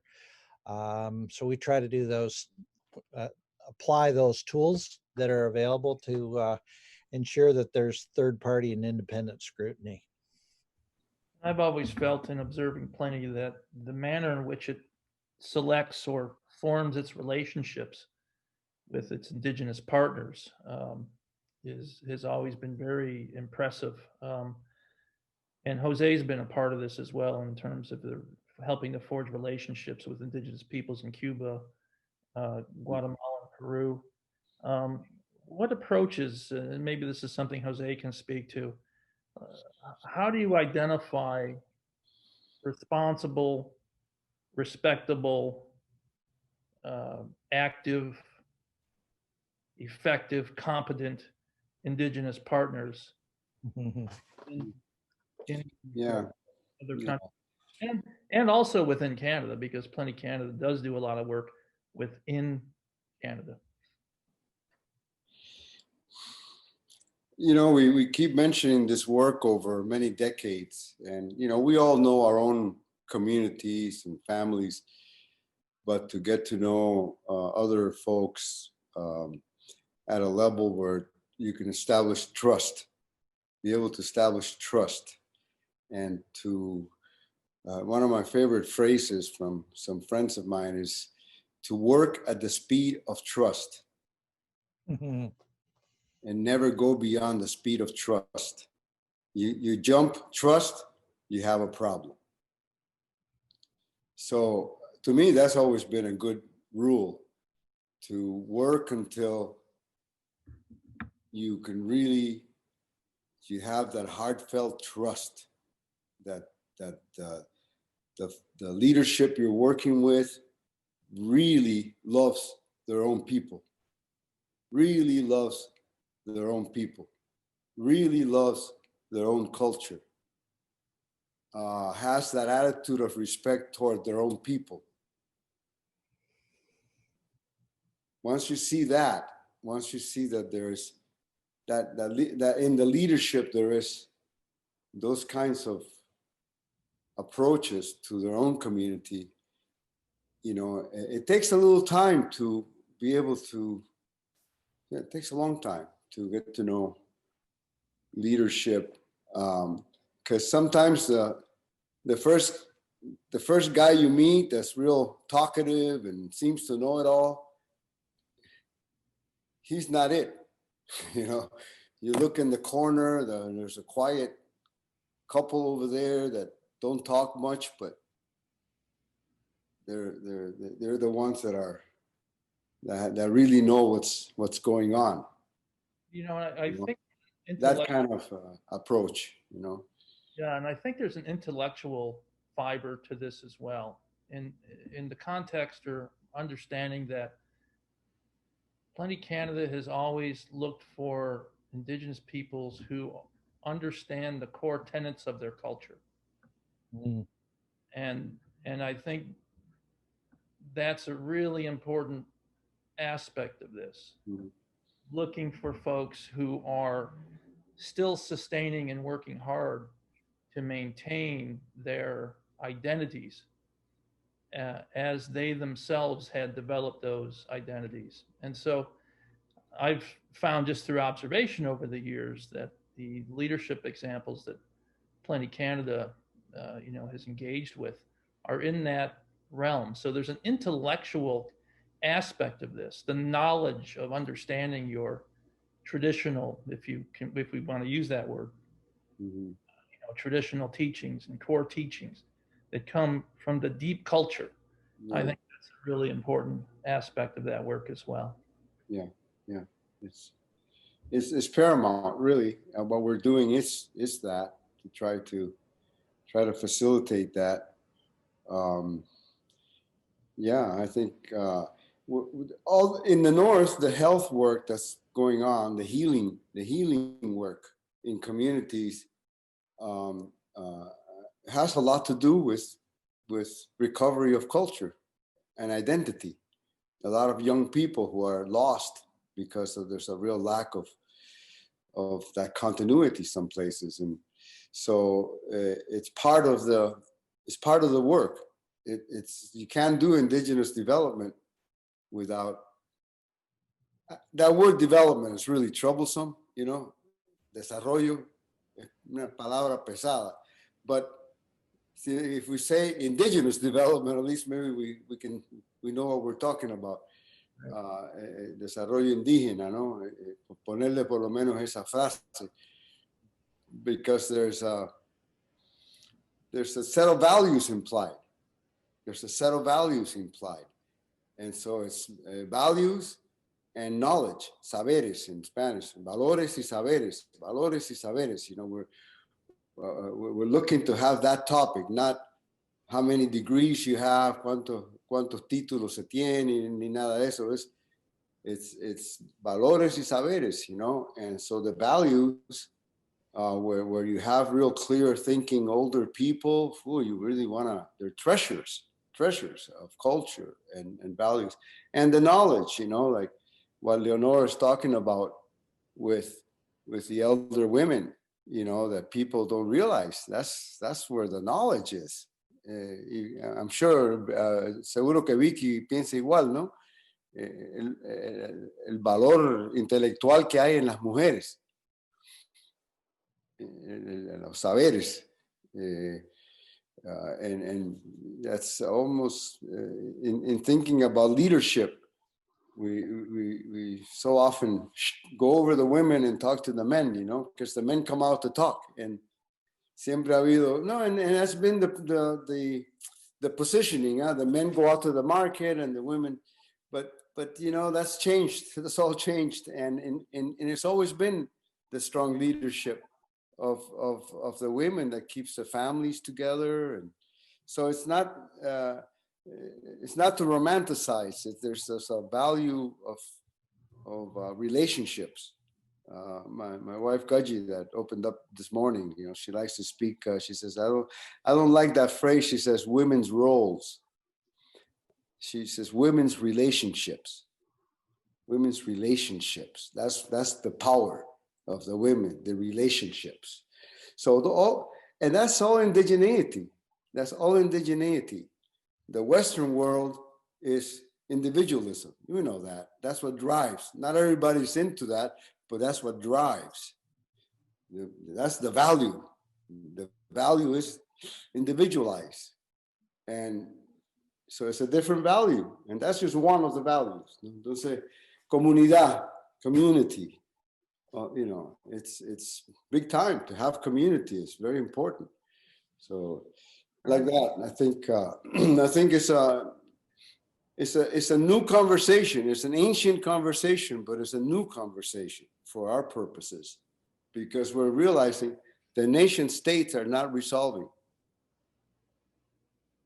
The nation states are not resolving the issues. Only the community can start to resolve issues. The nation states, they're helter-skelter. There's very little cohesion going on. and people notice that, and they have that fear. What's going to take care of us? And so the community is the first skill. Entonces, I think that's all part of what we're doing. It's identifying what that is.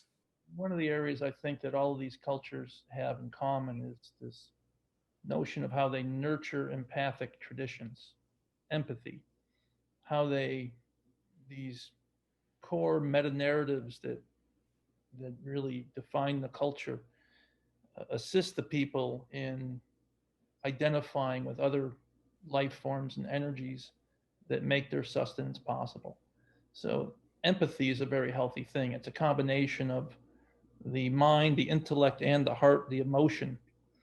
And these are the aspects of certainly my own Haudenosaunee culture and other indigenous cultures that I've really grown to admire and appreciate. And those values are true. And the manifestation of this, even scientifically, what happens when you don't observe those behaviors and practices. So I'd like to take a minute to hear from Roderico. Yeah, me too. A little bit on this definition of indigenous, you know. Rode, pensando en algún pensamiento tuyo sobre estos conceptos de indigeneidad, de lo que es, de lo que estamos hablando, de lo que hay en común entre diferentes pueblos indígenas.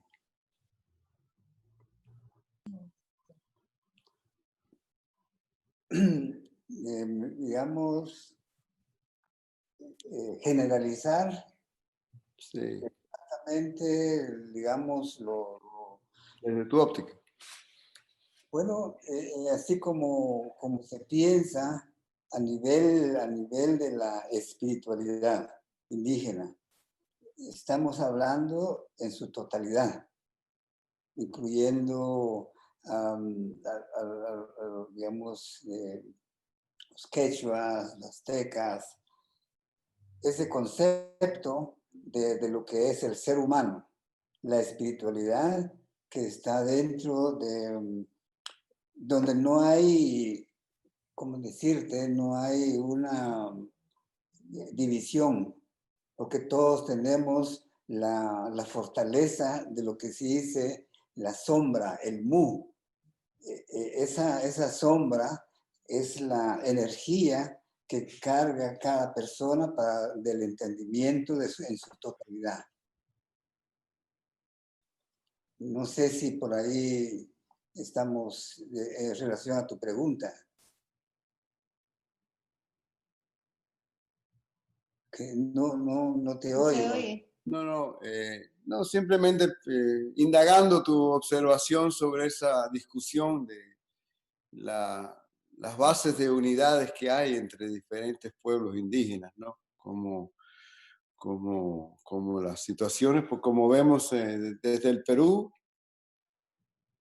a ustedes en Guatemala se ven similitudes, ¿no? Las preocupaciones y las soluciones tienen algo en común. Y hay bastante en el aspecto de la parte exterior, de lo que vemos en el mundo exterior. Y los mismos problemas, o sea, lo que estamos viendo, y aparte nuestros problemas a nivel interior.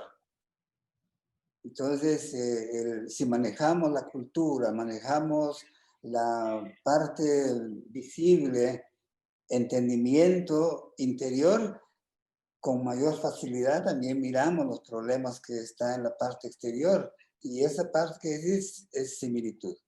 En todos lados hay similitud. Interesante. Mm, Gracias. mm. Okay, wonderful. Wonderful. So we're running out of time here. We've already gone past our 2 hours, but we'd like to again thank everyone who participated in today's program. It was very informative and enlightening, and I think inspiring as well to learn how Indigenous organization within Canada is working with Indigenous organizations and peoples and communities in Guatemala and Peru. So thank you all for your contributions today. And in closing now, I'd like to introduce Marilyn Capriol, who's a band member of Shawanaga First Nation, Ojibwe, within Ontario, Canada. And she was born and raised on the islands and lands of Georgian Bay. Her first walking steps were to acquaint herself with the gifts of creation. And as with and like many other families, her lifestyle supported their unique toys that were made of sticks from the bush and driftwood and old floating boards that they made beautiful play boats, where their snacks came from the berry plants that provided nourishment, and their bottled or potable water came directly from the bay. So Marilyn has for many years volunteered for multiple causes. Her greatest cause being first love of the water, under and above the air that holds all flyers, and the beauty of the sky world, the family of stars, grandfather sun, and gentle grandmother moon. And very much like in her younger days, her days today remain fully dedicated to the earth, Mother Earth, and everything she holds. So Marilyn, if you could close out today's session with some good words.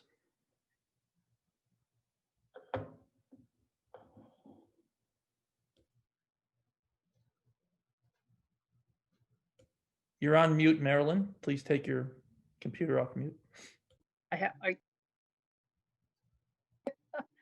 There, I had to practice. Oh dear. Ani basho na bish kwedish na cause makwado dam shawana godunjaba. My spirit name was gifted to me when I was just under 3 years old. My grandfather, he recognized that special spirit place that it was to walk within this world, and it's simply drinking water. And the responsibility to see Earth Woman and everything that she holds, a privilege to maintain the medicine of that water. So, you know what I did when I was young? Just had a grand time playing on the island. And as the roads and trains came through, they took most of us off to different directions, to the cities where there was education, different life, raised my children there. But then I began to realize that I knew how to be young. I knew how to be a young person, mother, and got to be witness to grandchildren. But something was missing, and I needed to come back home. And that's where I am today. Now I must learn how to be a good grandmother in our culture. It is a pleasure for me to stand with my 2 brothers, Larry and Tim, one from the Mohawk Haudenosaunee territory, one from the Algonquin territory, and of course I am from the Ojibwe territories that represent a good part of Ontario from where we are. Leonore, Vicky, Jose, Enrico, it is an absolute honor that you are part of my life as this old woman. I think about you every day. I think about your people. And knowing so little, except for this day that we've been granted,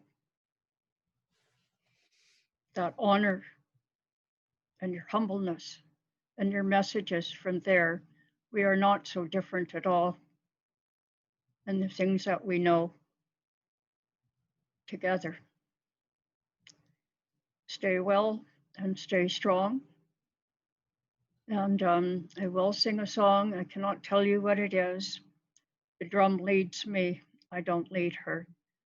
So with that, and in our languages here, in the Ojibwe language, we have no words that know about goodbye because there's no such thing. We simply say, Bamampi Gwabamin. And that's in our life journey until the very next time.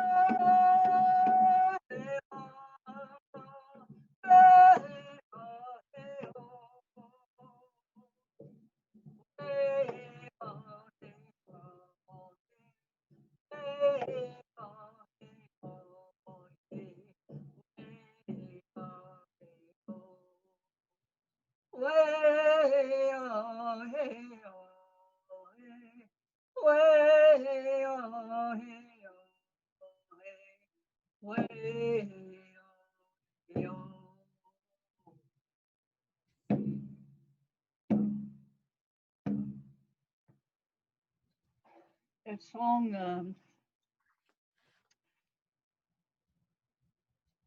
is sung in honor of woman. We've heard so much about Maya-Guatemala Earth Woman today and her drought, the people's drought. Your spirit is strong, and that's a good thing. And in closing, I want to say miigwech to the men for allowing us to visit with one another through the air space. In our way of the Ojibwe people, we acknowledge the keepers of the fire and others, the men. We also understand that that air space is where you have your gifts, so that we never forget. They sit in that sky world, in that warm surrounding of Gokamaski's grandmother moon, and she is full right now. She is allowing us to begin the new calendar year. We call this Chamanado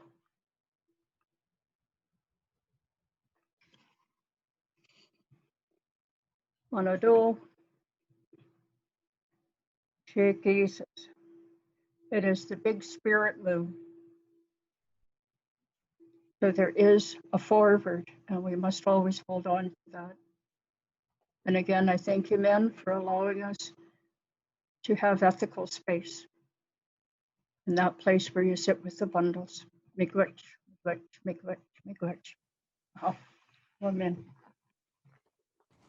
Yawa Marilyn, closing out today's Plenty Canada webinar. Yawa. Uh,